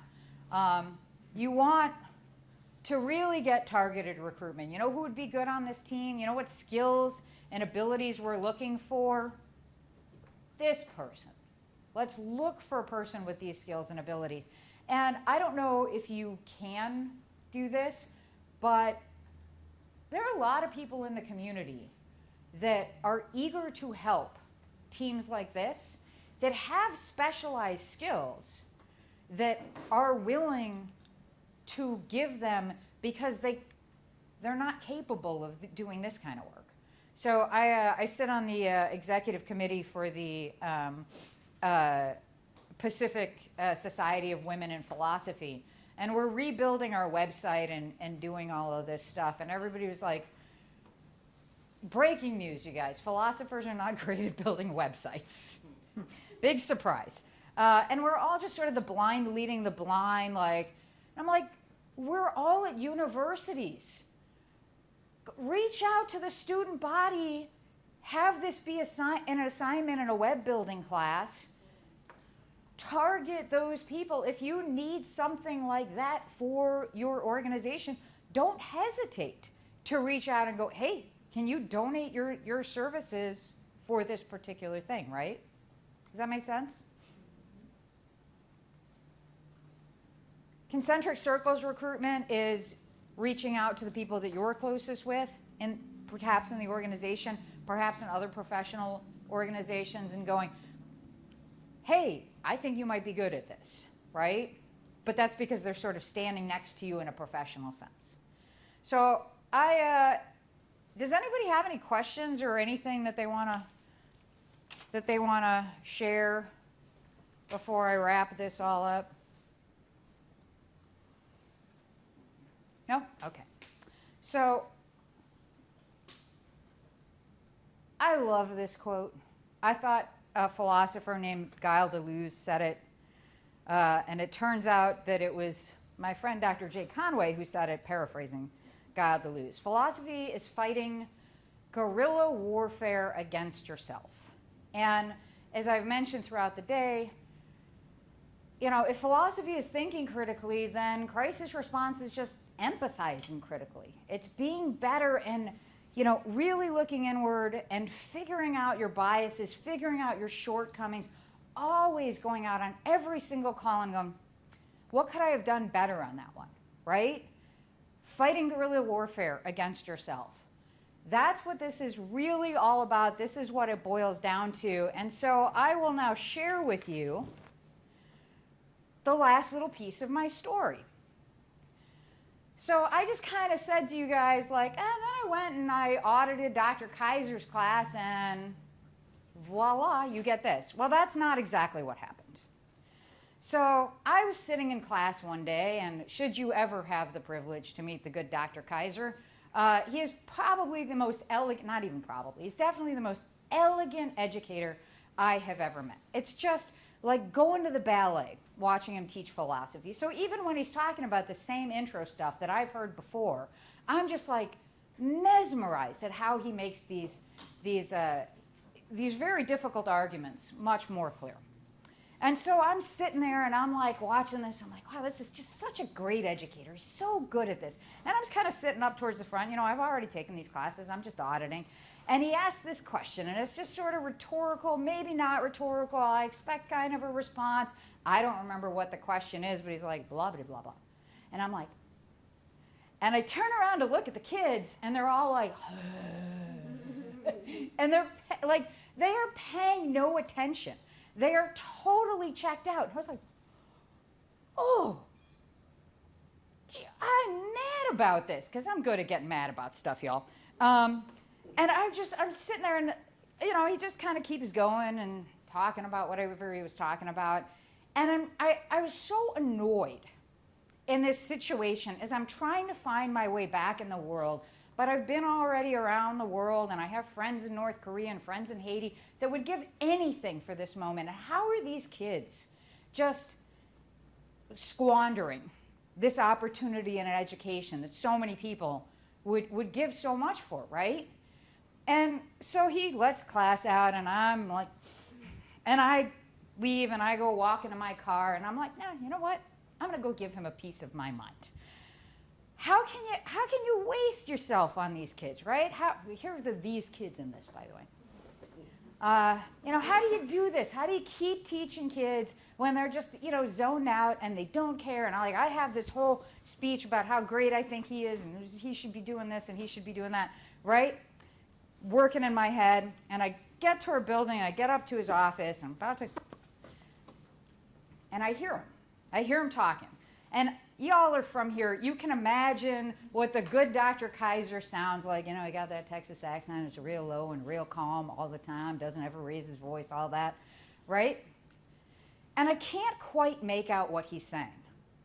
But it's just that consistent Texas drawl over and over again. And then the response, which is a rather hysterical student who is not getting anything. She doesn't understand. She doesn't understand what he's talking about. She doesn't understand the lecture. Dr. Kaiser, why do you keep saying argument? I'm not arguing with you. It's like, ooh, she really doesn't understand. And he just responds the way he does, that Texas drawl. He just keeps going. And I stood there for a really long time, y'all. And that was my burning bush. That was how I got back into crisis response. Because the good Dr. Kaiser could have done anything in that moment. He could have said, go look at your notes. You need to read the material again. I don't have time for it. You know, he could have done anything. He could have sat with her for a few minutes, realized this was a lost cause, and sent her on her way. And he didn't. He stayed with her, and he taught her because he's a teacher. He's an educator, and that's what he does. And he wasn't thinking about outcomes. And he wasn't thinking about whether or not this young lady was going to be the next great philosopher. He was doing what he does because it's what he does. And that's the world I want to live in, y'all. That's why I do crisis response, because it's simply not just the right thing to do, but it's the world that I want to live in. I don't care what the outcome is. I want it to be good. But the fact of the matter is, when you start to despair and when you start to wonder whether you should be doing this work, this is the world you want to live in. You want to live in a world where that person gets helped by people like you, that they get the services that they need, because this is the world we want for each other. And that's how I came back into crisis response, by Dr. Kaiser talking to a student for a whole heck of a lot longer than anyone thought he ought to have, because it's what he does. And so this is what I do. I hope it was useful for you. Thank you so much for having me. I really, really appreciate all y'all.